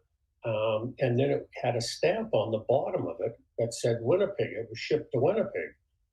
And he kind of attributed, and it was Gaelic writing, sorry to back up, because it had this word called Pibroch, and that's Gaelic. And he didn't really know what it meant or what was the meaning behind it. So he kind of thought it was for sheepdogging trials. I kept trying, and I did find little bits more information and everything else. And sure enough, there was a program from 1911 from Scottish Games in Winnipeg. And in there, it had a picture of the trophy cup that I have, and it described the event, and it was for bagpipe playing. It was a special type of bagpiping that, what I was kind of told, that when the Scots went to war, they would send their pipers kind of ahead of their army to kind of signal or to notify to the enemy, hey, we're coming, so you can fight or flee. I did find out that there was a particular clause in this championship for this bagpipe playing that said if a winner won the cup 3 times, didn't have to be consecutive, they took ownership of the cup. So then I got looking at the people on the back that had their names embossed in it, and there was this one individual, Lachlan Colley, that did indeed win it 3 times. So that's my whole kind of purpose, is to find some descendant of Lachlan Colley, give the cup to them because it's their possession, not mine. Well, I fully did not expect a ghost slash somewhat Indiana Jones escape with the trophy before the building falls down kind of story here. That's wild. I just want to backtrack a little bit before we talk about how you're hoping to get this back to whoever it is, maybe in Winnipeg. But do you think thinking back, do you think that ghost might have been Lachlan Colley talking to you? Yes, now I truly do believe it because I was thinking it and speaking with my wife because, like she said, she goes, "Ron, think of it this way: if that ghost didn't say something, that cup would have been lost forever because it would have been destroyed as they demolished the barn." And I got thinking, okay, yeah, maybe you're right. There's something. I heard something. I know what I heard, and I guess I was destined to find it. Wow. And so if you're watching if people are watching on YouTube, that trophy is right behind you. It's over your shoulder right now. It's silver. It's shiny. It looks like something I want to win. But so tell me a little bit about your efforts. Have you made any? Do you have any leads on maybe a family member of Lachlan Colley who in Winnipeg or anywhere else who might be able to claim it, or is this kind of this conversation here your effort at finding someone? This is more, yes, my attempt to find because anything I researched on the internet, I mean, without hiring kind of an investigator to look at a family tree of who his descendants were, I just ran into roadblocks. It's not mine; it belongs to someone else. Yeah, and and before I let you go here, I'm gonna find out how people can get in touch with you. But if there is a family member of Lachlan Colley, maybe listening right now, or maybe someone who might know someone, things like that, what do you want to tell them? I just want to say, hey, you know what? This is yours. It's got, from what I can understand, this Lachlan Colley, he was kind of the guy when it came to bagpipe playing. I mean, when you research his name, wow, there's a lot of history behind this individual. So, I mean, it would be probably something that would be nice for to be sitting on their mantle place in their home, so they can look at it thinking this was my grandfather, great grandfather's, whatever. I think it's a piece, a missing piece of the puzzle, and I would really like to see it go back to the family. And so this has been in your possession now for 30 years, I think, almost about, right? Yeah, so say from 1991, 92, somewhere around there. So, if you do have to part with the trophy, is it almost going to be kind of sad? Because it feels like you've probably told this story, I'm guessing, quite a bit. And it's probably a bit of a conversation piece for you.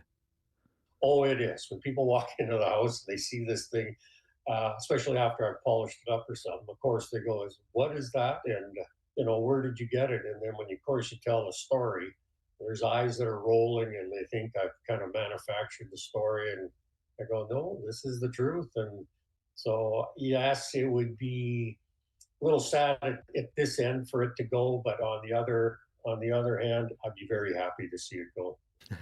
Well, Ron, thanks so much for your time. Really appreciate it. Well, I hope you get that trophy back to its rightful owner. Well, thank you for having me, and I'm keeping my fingers crossed. Thanks again. That's Ron Schaefer. We reached him at his home in British Columbia. And if you have any tips for Ron about Lachlan Colley or his descendants, you can call our listener line. I'm going to give you the number here, 204-788-3205. That's 204-788-3205. Also, you can email us. Here's the email, radio893@cbc.ca. That's radio893@cbc.ca. We're going to pass your tip on to Ron, and hopefully he can get that trophy to the rightful owner. And if you're wondering there, that style of bagpipes that Lachlan Colley likely performed is called Pibroch. And here's just a little bit of a song in that style. This is called Lament for Mary McLeod on CBC Radio 1.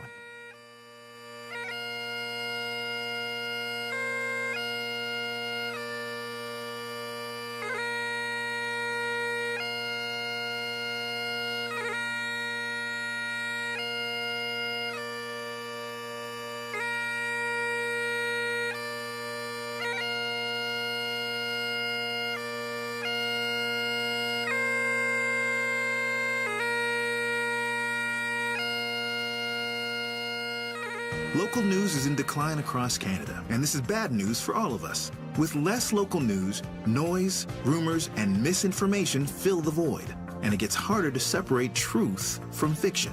That's why CBC News is putting more journalists in more places across Canada, reporting on the ground from where you live, telling the stories that matter to all of us. Because local news is big news. Choose news, not noise. CBC News. 7:49 right now. You're listening to Information Radio here on CBC Radio 1. I'm Corey Funk, sitting in today for Marcy Marcusa. Well, as the weather warms up this weekend, yes, even though it is snowing, I do promise you it will warm up. Many are starting to think about getting outdoors. And this week, the province opened reservations for the 2026 camping season at provincial parks. But there's no word yet on whether hiking trails in the backcountry will be open anytime soon. Roughly half of the Manario Trail was damaged by wildfire last year. And the trail is the most popular distance hiking trail in Manitoba. It's roughly 60 kilometers long, about 63 or so, and located in Whiteshell Provincial Park. And CBC's Bartley Kivas has been following this story, and he joins us now. Good morning. Good morning. So what do we know about the state of the Manario right now? Is it even accessible at all? Technically, it's closed. The trail is closed. Now, let's back up here. May 2025, big fire. Everybody remembers. Very large wildfire season last year. Biggest wildfire season. Anyway, no jokes, but like this fire took out half the trail, the area of half the trail, and most of the wilderness zone in Manario Provincial Park. Now, the trail's been closed. This is the most, as you mentioned, the most popular distance hiking trail. And since last summer, I've been trying to find out, okay, so what's the condition? How many of the campsites are burned out? How much infrastructure needs to be replaced? Does the trail need to be rerouted? Maybe this is an opportunity for Manitoba Parks to reroute the trail if it has the capacity to do that.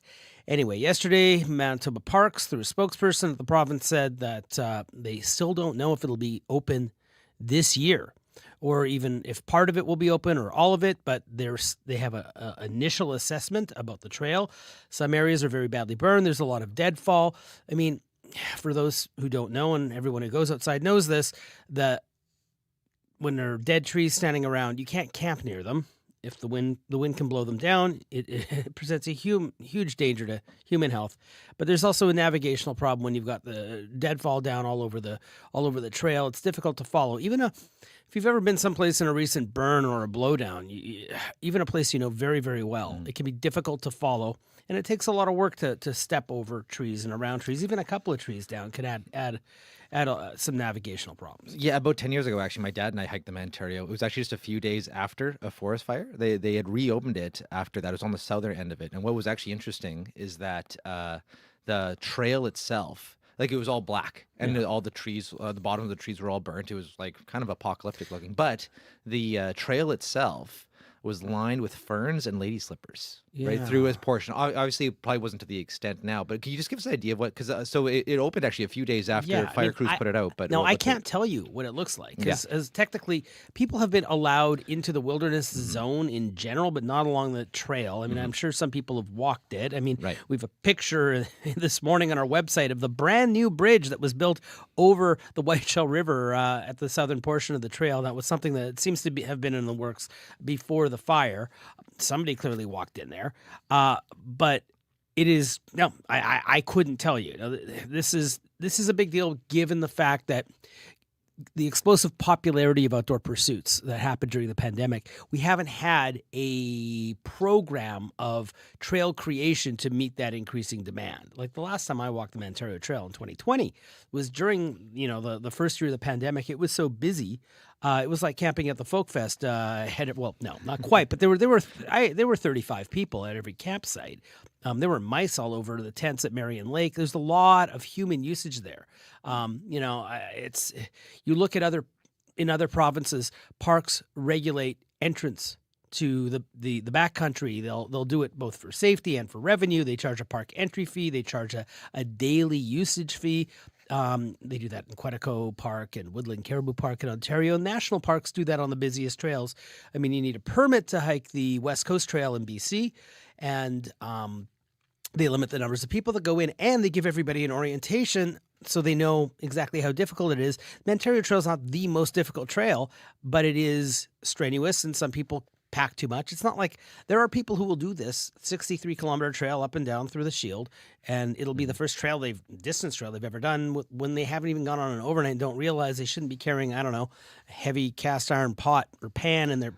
Okay, I'm not exaggerating. I've seen these things abandoned at campsites there. I may have carried an entire machete with me the whole way through that I never used. What for? Were you expecting like I was venomous 19 and snakes? enthusiastic. Okay. Okay, well it's wow. But in terms of just the reaction you've been hearing, because there's a lot of people who have a vested interest. There's a lot of volunteer groups that go out and do maintenance. There's a cabin I know in the middle that people go out and they maintain.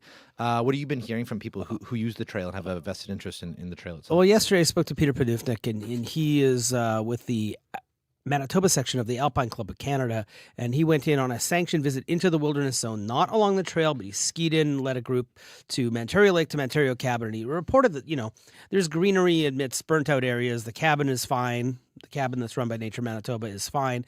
And he had simply said that, like a lot of people, he would have liked to know, A, about the condition of the trail, but B, like, what the province could use. Like you said, there's a veritable army of people that are willing to help out on this stuff.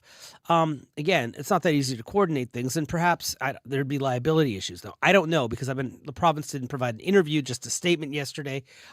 Sent the statement at late enough in the day that when I emailed back with some follow-up questions, immediately they're gone for the day. And by the way, folks, that's par for the course when you send government requests. Sometimes they'll get back to you at the end of the day, and then they're out the door.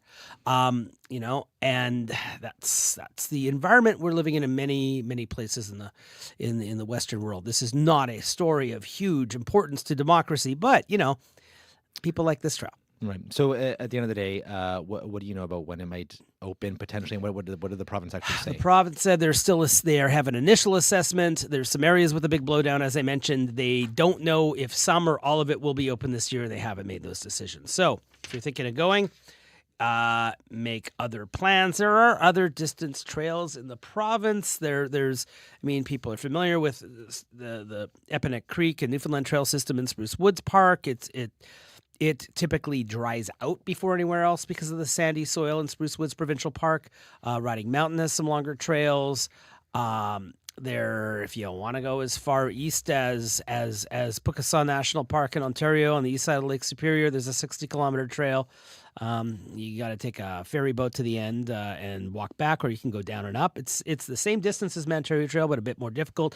You could go west into Saskatchewan to Grasslands National Park, and there you can go off piste in the eastern section. So there are other options for longer walks. It's just Mantario's accessible.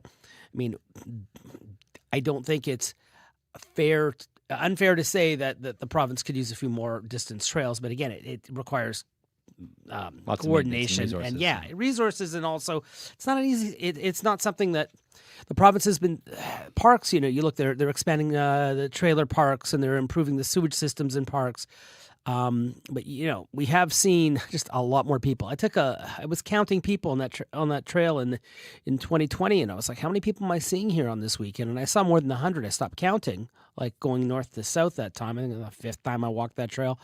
And I have been out there other times where I've seen like 3-4 people all weekend. Right. The pandemic effect was real, and it's good that people are getting outdoors, but they need a place to do that.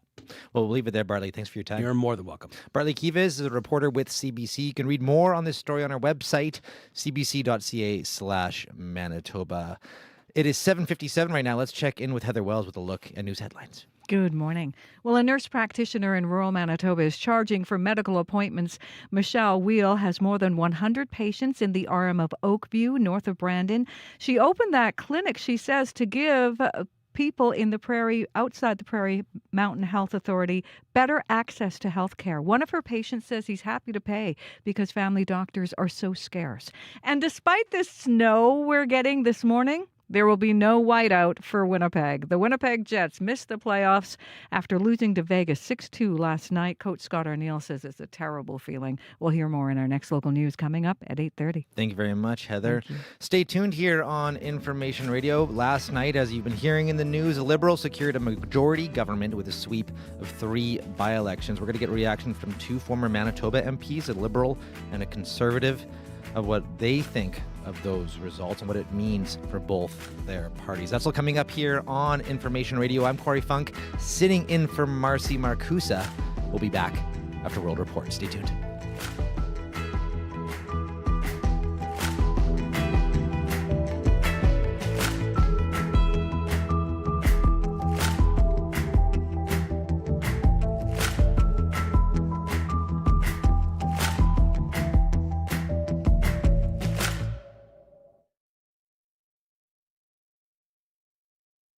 Canada Reads 2026. 5 perceptive panelists, 5 blockbuster books, 4 days of smart and sassy deliberation and debate. But there can only be one winner. Ali Hassan hosts Canada's favorite book battle, Canada Reads 2026. One book to build bridges. All this week on radio, TV, the Listen app, and on CBC Jam. For more, go to cbcbooks.ca.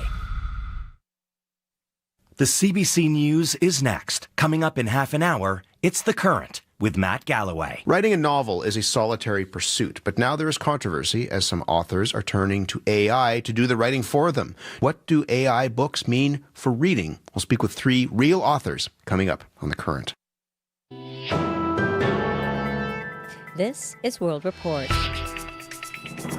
Good morning. I'm Angie Seth. It's a clean sweep for Mark Carney's Liberals. They've won all 3 federal by-elections, moving their government from a minority to a majority. In a statement early this morning, the Prime Minister congratulated his new MPs. Carney also pledges to work with all parties to build a strong country. Rafi Buchikanian has more now on the results. Liberal supporters the moment a majority was called for their party, cheering Danielle Martin, the newly elected MP in Toronto's University Rosedale. This is not a mandate to be quiet.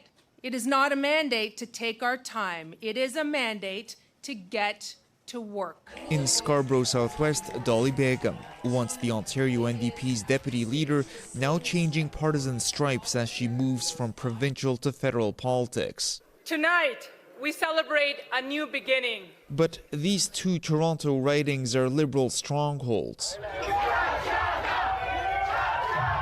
It was Tatiana Auguste's close race in Terrebonne, Quebec that kept her volunteers on pins and needles for hours.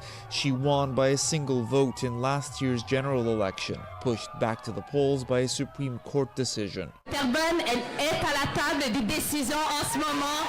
Terrebonne is at the decision-making table, she says, after emerging victorious Monday night. That table now slightly larger for the Liberals, cobbling together a majority through these 3 by-elections, but also a handful of floor crossers from other political parties. Government Transformation Minister Joel Lightbound says his party will now be able to work on some legislation it could not previously pass. When we think about online harm, for instance, where it's been very hard to advance these important policy items for Canadians. As Canadians will see their first majority federal government in over 6 years, and the first ever to get there in part due to defections from other parties. Rafi Bujikani on CBC News, Terrebonne, Quebec.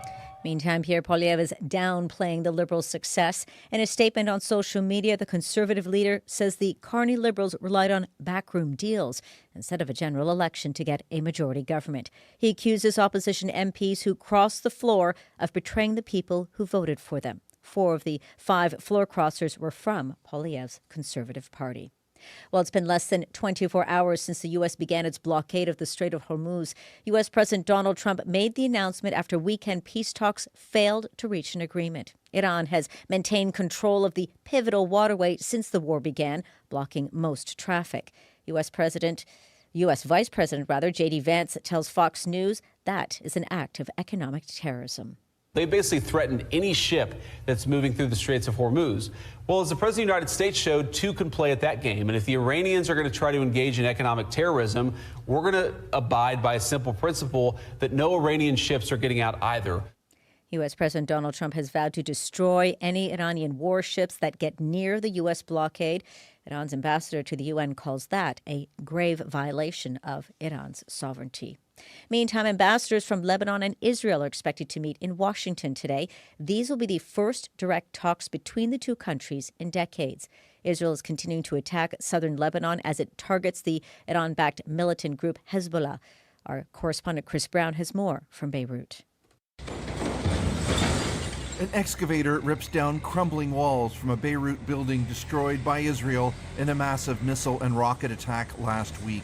Lebanon civil defense authorities say over 300 people were killed in 10 minutes. Sabah Al-Kurdi was among the 1,000 injured, her body riddled with shrapnel.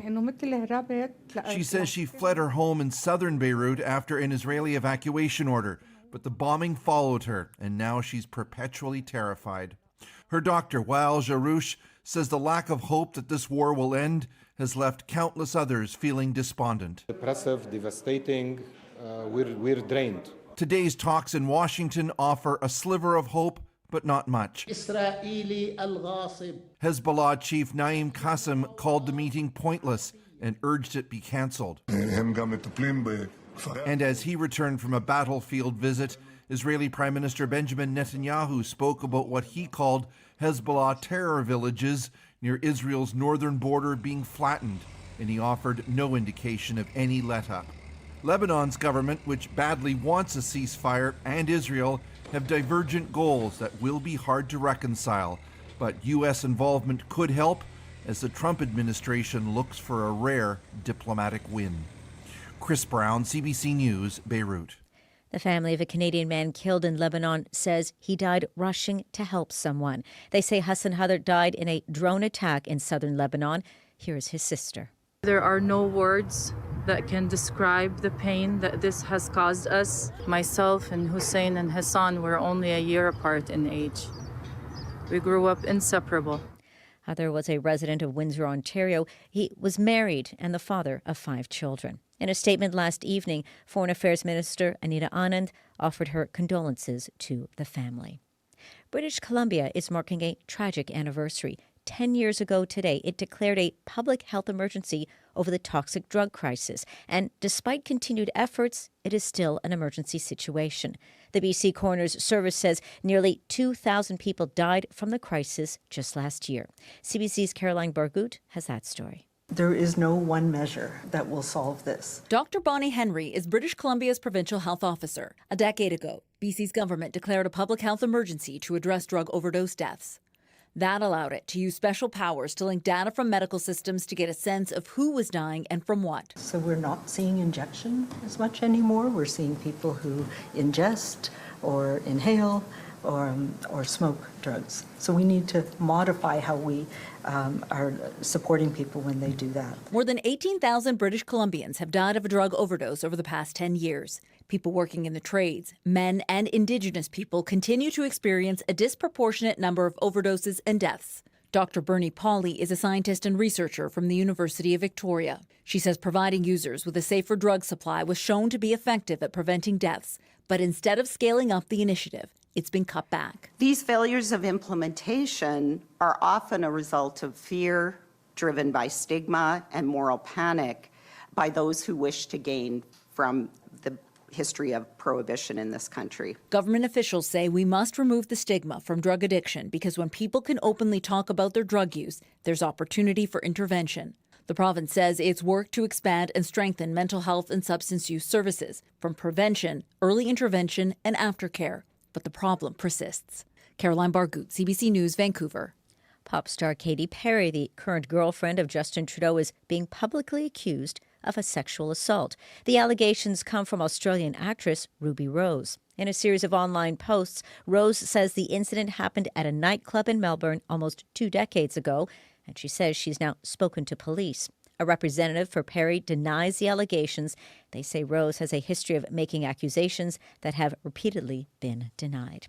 And finally, a CBC News cross-country secret shopping test has uncovered 2 big grocers still overcharging customers for underweight meat. As Sophia Harris reports, the grocers had promised to change their practices a year ago. Every single package was off. Karen Weber has a beef. She recently bought 4 beef briskets at her local Loblaw-owned superstore in the Halifax area. Turns out they were all underweight. Total calculated overcharge, $2.58. Food prices have gone astronomically high for people. It's just wrong. 1 year ago, CBC uncovered several Loblaw and Sobeys owned stores selling misweighed meat, which appeared to have been weighed and priced with the packaging, a federal violation. Grocery giant Sobeys and Loblaw said they took steps to tackle the problem. But this year, CBC uncovered more misweighed meat, like the beef briskets at some Loblaw-owned superstores in the Halifax area. Right, weighing the turkey.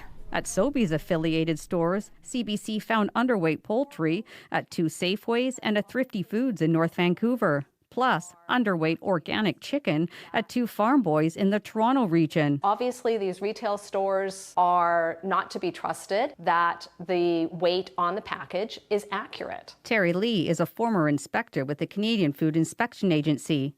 She says shoppers have no idea how much they're being misled. It's costing the Canadian public millions of dollars each year, right? They're getting Sobeys and Loblaw declined interviews with CBC, but in an email, Loblaw apologized for the misweighed beef brisket and said it has reviewed protocols with staff. Sophia Harris, CBC News, Vancouver. And that's the latest national and international news from World Report. For news anytime, go to cbcnews.ca. I'm Angie Seth. This is CBC News.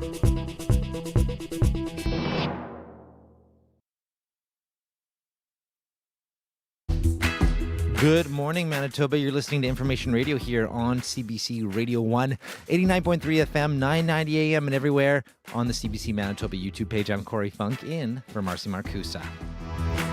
Well, last night the Liberals secured a majority government with a sweep of 3 by-elections. We're going to get reaction from 2 former Manitoba MPs, a Liberal and a Conservative, and we're going to hear what they think, what that could mean for the new government and for the opposition as well. Lots is changing since now that majority means a big difference in terms of what the Liberals can push through and what it means for Poilievre's leadership as well.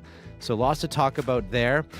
Also looking out, I know it's been snowing, but it will get warmer. I promise you that. We are sitting at 2 right now at the Forks, but we are warming up today to 10. We're going to have more details on your forecast just ahead right here on Information Radio. Stay tuned.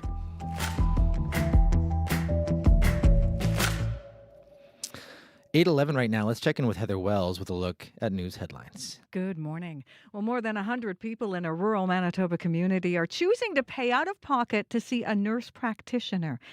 Ian Christie lives in the arm of Oakview, that's north of Brandon. He says he's willing to pay because people in his area are struggling to find a family doctor. And he says nurse practitioners are worth their weight in gold. Well, Winnipeg is experiencing minor flood conditions for the first time in 3 years. Ice jams on the Red River in the city have driven water levels up relatively quickly. Just after 7 last night, the Red crossed the threshold of what is considered a minor flood. We'll hear more in our next local news coming up at 8:30. Thank you very much, Heather. Thank you. That's Heather Wells at your CBC News desk. Abby, give us the good news weather-wise, because if you're just looking out right now, waking up, you're thinking, wait, what's going on? Okay, so waking up now, what you see now is going to give way to some sunshine later, but you need to deal with the flurries and the snow you have outside now. It's just for the time being. Maybe around 10, 11, you should see some sunshine. Just to make us appreciate what's to come. Yes, to appreciate what's to come. But for now, you have to deal with the southern flurries, which is going to be giving way to some sunshine. Up north, we're still looking at those really biting wind chills as you travel towards Churchill. And with this snow we have actually down south, we have decent temperatures. We're looking at temperatures between 2 degrees and 0 for the southern region. For Winnipeg and the Red River Valley region at this time, we're seeing the snow, some windy conditions before it clears to a mix of sun and clouds. We're looking at temperatures around 1, both at the airports and at the Forks. We should see temperatures just stick around 2 degrees for most of the day, and then we get to a high of 10 degrees. And the good news is tomorrow, yes, we're dealing with snow now. Tomorrow we're going to be seeing sunshine, and we warm up to about 18 degrees tomorrow. So that's a good one. But up north, we're still seeing temperatures between -2 and -28 with wind chill close to minus 39 as we travel towards Churchill this morning, Corey. Oh boy, what a range! Thank you very much. So Abby. I'll take the snow down south. Yeah, totally. Yeah, we're doing all right. Thank you very much. That's Abby Adeyemi behind the glass. Sierra Sander, what's going on with the now fairly snowy commute?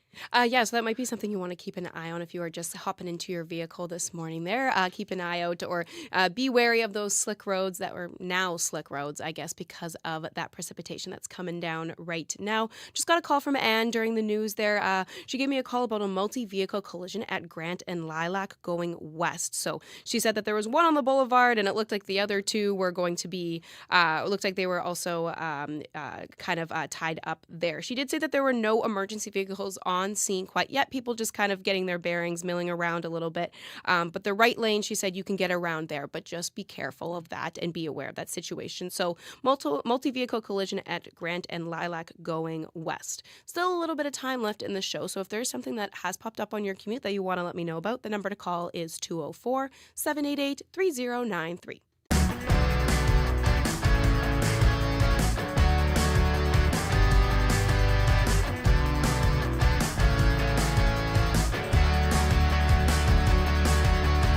Well, as you've been hearing in the news, Prime Minister Mark Carney's Liberals secured a majority government in Monday's by-elections. The Liberals just needed to win one seat from 3 races in ridings across Ontario and Quebec to secure a razor-thin majority. The decision desk at CBC News projected a Liberal majority as candidate Danielle Martin won in Toronto's University Rosedale federal riding.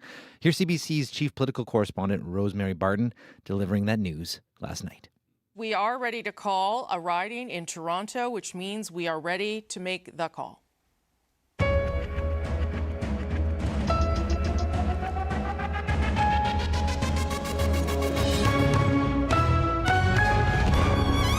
The CBC News decision desk projects a Liberal majority government. Less than a year after the last election, Prime Minister Carney has won his majority, bringing the Liberals their first majority since 2019.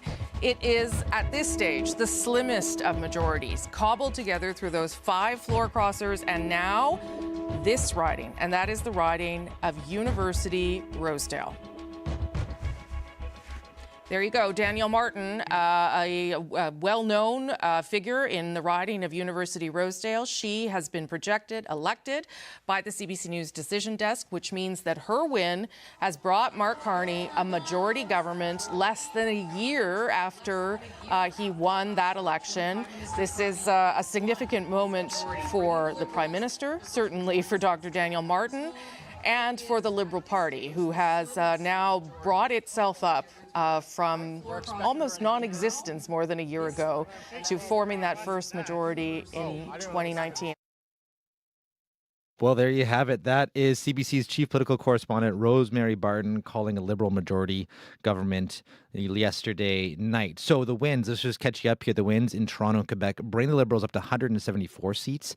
And now they are passed into a majority. It's still a thin majority, though, to say the least. And up until yesterday, they were just 1 seat shy of that majority after 5 opposition politicians joined the party in recent months. And we're going to break this down now with Dan Vandel. He's the former Liberal MP for St. Boniface, and Dorothy Doby is the former Progressive Conservative MP for Winnipeg South. And they join me in studio. Good morning. Good morning. Good morning. Dorothy, I do want to start with you. So what's your reaction to last night's results? Well, it's not unexpected. I think everybody thought we were going to have a sweep in the 2 Toronto ridings.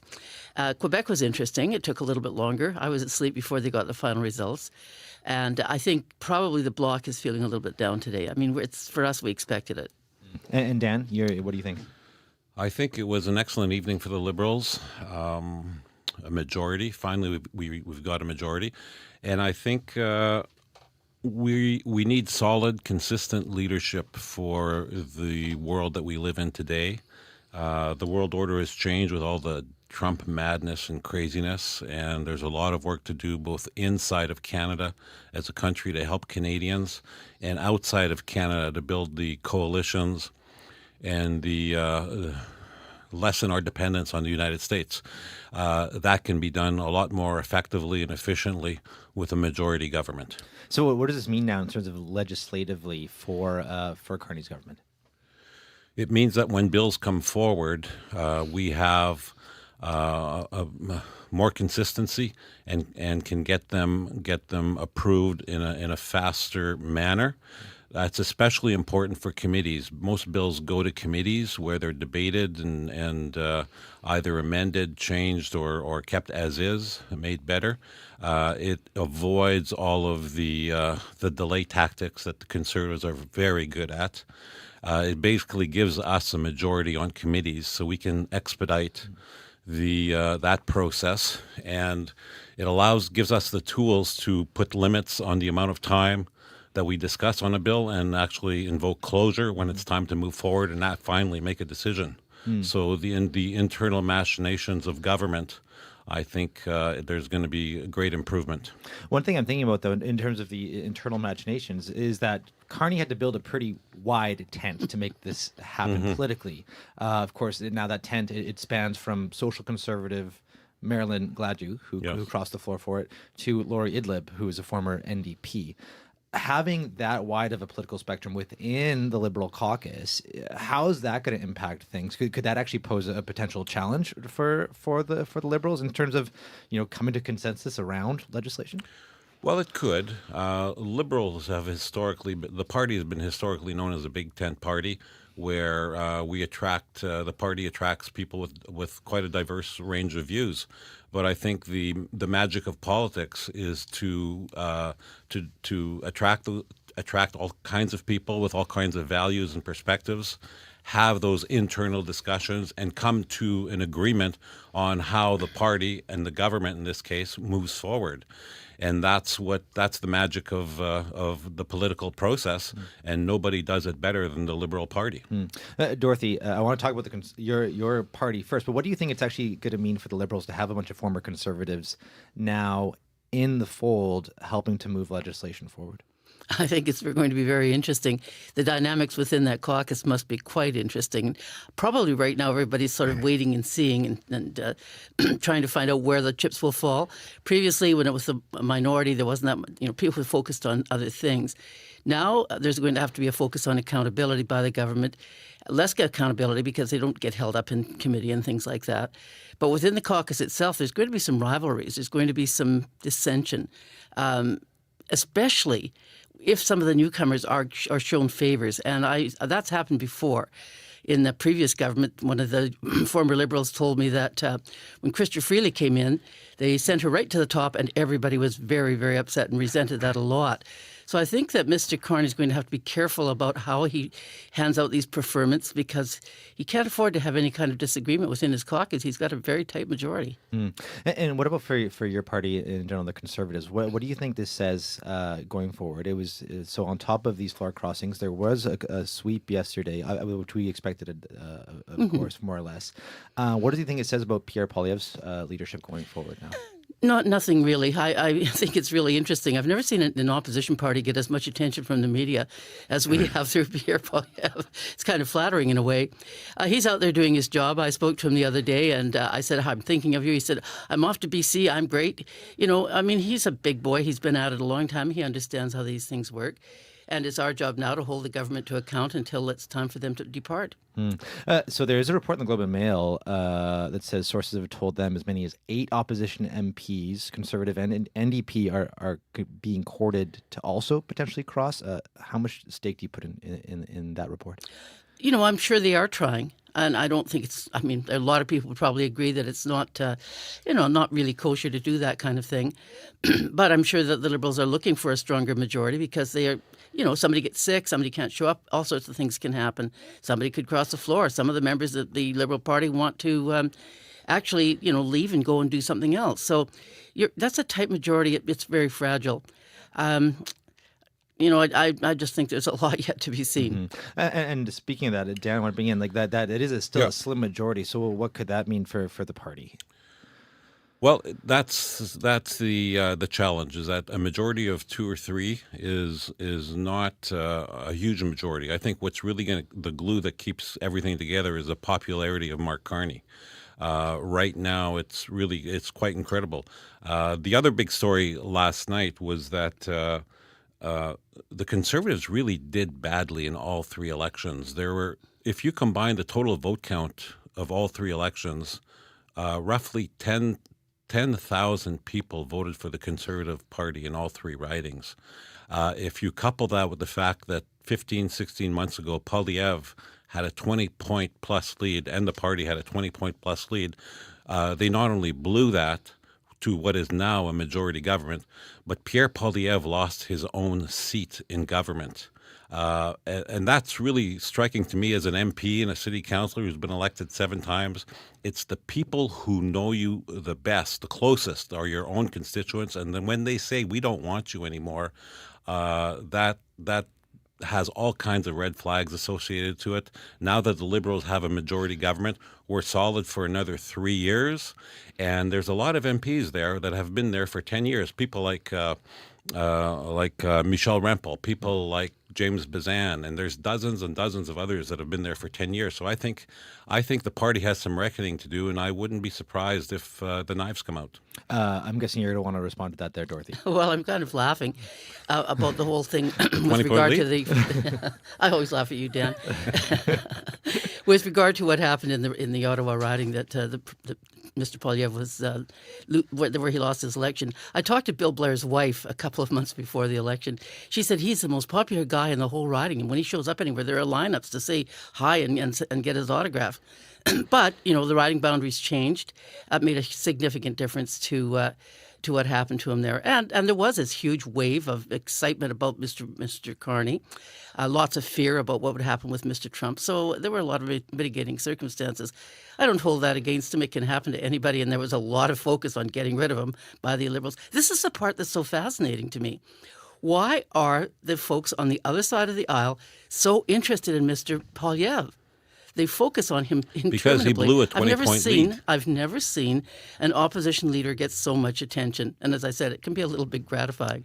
And so speaking of the opposition now, Dorothy, 3 years now until the next general election. Not only does the party need to regain some support, at least if we're going by the polls, of course, they also need to hold the government accountable. What do you think needs to happen? Well, first of all, let's look at the polls. There's some disagreement about how accurate the polls are right now because the method has changed in the last year. Abacus has a slightly different view on. I read the whole report and the analysis of it. So I think we're going to see some changes in the polling over the next period of time. But regardless, no matter whether the polls are correct or whether the Abacus poll is correct, I don't know. It just shows it being a tighter race than people think. It doesn't make any sense, though, that you would fall that far. So now I've forgotten the rest of the question. Well, it's kind of a double-barreled question there in the sense. So part of it is that there's 2 things the Conservatives need to do. They need to regain support to get the votes enough to form government in 2029, but they also need to hold the government accountable. So what do you want to see from I like what Pierre is doing right now. He's being very reasonable. His tone is very reasonable. And, here's the thing. When you lose an election, when you've actually had some really big opposition like that, it makes you reflect. And if you're man enough to reflect and say, I'm not doing things right, what am I doing wrong? And in fact, he asked that question. Then you say, you got a guy you really want to have as leader who can re-examine himself and say, I should probably just adjust my approach a little bit because it's not working. I admire that, and he's done that, and I think he should carry on with the course he's on right now. And then you mentioned Conservative Selkirk-Interlake MP James Bazan earlier, and he's has a critique of last night's results in this new majority government. He says Carney's majority was built on the floor crossers, not the democratic will of Canadians. What do you make of that critique? I think floor crossing is as old as Confederation itself. It's been happening for generations, and it's one of the freedoms that MPs have when they get elected. They run with a party under a certain platform, and if the party moves away from that platform, if they become if they move away from the platform, the individual MP has the opportunity, he has the freedom, or she has the opportunity or the freedom to change parties. they have to deal with their constituents at the next election, and that's the way it's always been since Confederation, and that's the way it should be. End of the day, it's the Canadian government. We all got to figure out lots of big problems in the world. I'll give you about a minute each, though. Dorothy, starting with you, what do you want to see the government, whether that's a combination of conservatives, liberals, everyone else, do in the next 3 years to address all those big challenges? Well, I'd like them to begin to get some of these shovels in the ground, announce some of the new projects. I was quite excited, and I read Bill C-5 very carefully and thought, how can we possibly make, make this work so that Canadians can get something happening and we can get some economy going again. So far, any of the projects that have been announced are not new. They've all been things that are in the works. And my fingers are crossed. We've been talking to the folks that are running the office in Edmonton to say, when are you going to start actually making decisions about new national projects that make sense for Canadians? So that's number one. No more excuses. Get the work done. Get started. Canadians will be behind that. The other thing that's really interesting to me is that pipelines, that's going to be a big issue. And I really think, having read Mr. Carney's book, that he's probably going through a great deal of turmoil saying, I don't think I can do this. And yet there's a lot of pressure on him to do it because people need our oil and gas around the world. And in fact, it's a pollution mitigating thing if you can burn natural gas over coal. It reduces the emissions by about 40%. So we've got to see that happen. We've got to see some of these things really take place, not just talk about them, and get those shovels in the ground, get some action happening. No more excuses. Dan, what do you want to see from the government? A couple of things. I mean, I've mentioned we live in a new world order. There's the madness coming from the United States that is affecting absolutely everybody in the world. We need to lead on a strategy to deal with that. That means diversifying our way from the Americans in terms of trade, in terms of energy, not just pipelines. I look at it as energy. We need to look at alternative sources of energy other than oil, and we need to do that on the global stage. Carney has been excellent on that platform. The other thing we need to do is help Canadians who are going through difficult times. We need to talk about environmental issues, Indigenous issues. We have to continue the momentum that was built up under the Trudeau government in dealing with Indigenous partnerships all across the country. And at the same time, as Dorothy says, we need to work on major projects from coast to coast to coast, including in the high north, which has a heightened importance in the scenario of the new world order with Russia and the United States actually allies. And I can't believe I just said that. That's lots to unpack there, but we do have to go. I'm sure this isn't the last of the political intrigue for the next little while. So we're looking forward to having you both back to talk more about this in the future. Thank you both very much. Thank you. Thank you. Dan Vandel is the former Liberal MP for St. Boniface, and Dorothy Doby is the former Progressive Conservative MP for Winnipeg South. Time now for your CBC Winnipeg News. This is CBC News. Good morning. I'm Heather Wells in Winnipeg at 8:31. Don't let that snow get you down. We're looking for a mix of sun and clouds later this afternoon, and a high today of 10, actually normal for mid-April in Winnipeg. Prime Minister Mark Carney is set to make an affordability announcement in the next half hour. A senior government source telling CBC News it's about giving Canadians a break at the pumps, something Conservative leader Pierre Poilievre has been calling for. Prices have been climbing since the U.S.-Israel war with Iran began. CAA saying today the national average at the pumps is $1.73.2 a liter. The third phase of the public inquiry into Winnipeg's police headquarters starts this morning. This phase of the inquiry looks at city policies when the HQ was planned and built during the Sam Cates era at City Hall, as well as current policies today. The inquiry is slated to run until June. More than 100 people in a rural Manitoba community are choosing to pay out of pocket to see a nurse practitioner. Ian Christie lives in the Arm of Oakview, that's north of Brandon. He is a patient of Michelle Wheel, a nurse practitioner. She opened her own clinic, but as an independent nurse practitioner, she isn't able to bill the province. Christie says he's willing to pay. For us that don't have family doctors, which is getting to be more and more as we struggle to find doctors to work rural Manitoba, people like Michelle, they're worth their weight in gold. Ottawa gave provinces an April 1st deadline to make sure primary care services provided by a nurse practitioner was publicly funded. Health Minister Uzoma Eseguera tells CBC Manitoba is complying with the directive and paying NPs who work in the public system. They say the province knows nurse practitioners want to do more, adding talks will continue. Winnipeg is experiencing minor flood conditions for the first time in 3 years. Ice jams on the Red River in the city have driven water levels up relatively quickly. Just after 7 last evening, the Red crossed the threshold of what is considered a minor flood. No homes are threatened. The city says it has already closed some drainage gates and installed some pumps, anticipating a crest later this month. The Red in Winnipeg is expected to rise a few more feet. It last had a minor flood in 2023. Well, almost a year after a wildfire burned about half of the Manario Trail, the province says it's not sure when or even if it will reopen this year. Manitoba Parks says sections of the popular distance hiking trail are still unsafe. Peter Panufnik skied into Manario Lake this winter as part of a sanctioned visit and saw some of the damage. He would like more information about the condition of the trail. I would like to understand sort of the timelines of what the province and the parks need as far as resources and help. I think there's a lot of volunteers that would be willing to lend a hand. There's a lot of interest of people wanting to hike it.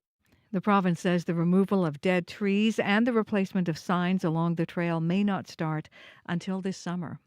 Well, despite this morning's snow, there will be no whiteout for Winnipeg this year. The Jets will miss the playoffs after losing to Vegas 6-2 last night. Coach Scott Arniel says it's a terrible feeling. He says they had high hopes after the All-Star break. We went from 11 points down to 1 at one time, and it just it's a tough feeling. I know the guys they're hurting. Everybody, we all want to be in the playoffs. That's what our job is and our role is, and when you get the reality of it, it sucks. Winnipeg now with just 2 games left in this season. First is tonight, still on the road against the Utah Mammoth, and then it's back home for the final game of the season against San Jose. That is on Thursday, and that also is Fan Appreciation Night. You can find the latest news updated throughout the day at cbc.ca/Manitoba. Thank you very much, Heather. Thank you. That's Heather Wells at your CBC News desk. A reminder, a little while back, we had a little contest for Now or Never. There's a live show happening April 21st at the Gas Station Theater, and we had a contest. Tell us your surprise stories. And the winner, I'm happy to announce, is Sue Hemphill, who told us about a surprise hug she got once on a pretty sad day that lifted her up while she was at McNally Robinson. So thanks for that email. Thanks for everyone else who emailed. Congrats. You're going to go see Now or Never live. Abby, what's going on with the weather? Yeah, this massive transition we're seeing now is going to be giving way to a mix of sun and clouds later, and most of the regions down south will warm up close to 12 degrees today, but up north we're still dealing with wind chills close to minus 39 as we travel towards Churchill. Boy, oh boy. Also, very quiet commute overall. Visibility might be an issue out there, maybe on the highways with those flurries has been coming down this morning. Other than that, though, it's been a pretty quiet morning, and thank you very much for everyone who did call in. I'm Corey Funk. Thanks to everyone who helped put together the show. Sarah Kremolowski, Sierra Sanders, also Heather Wells, Joni Nicolo, Alana Cole, Darren Bernhardt, Nellie Gonzalez is our show producer of Current Affairs, and Leif Larson is our senior producer of audio. I'm Corey Funk, sitting in this week for Marcy Marcusa. You're listening to CBC Radio 1. Up next, The Current. Have a good one.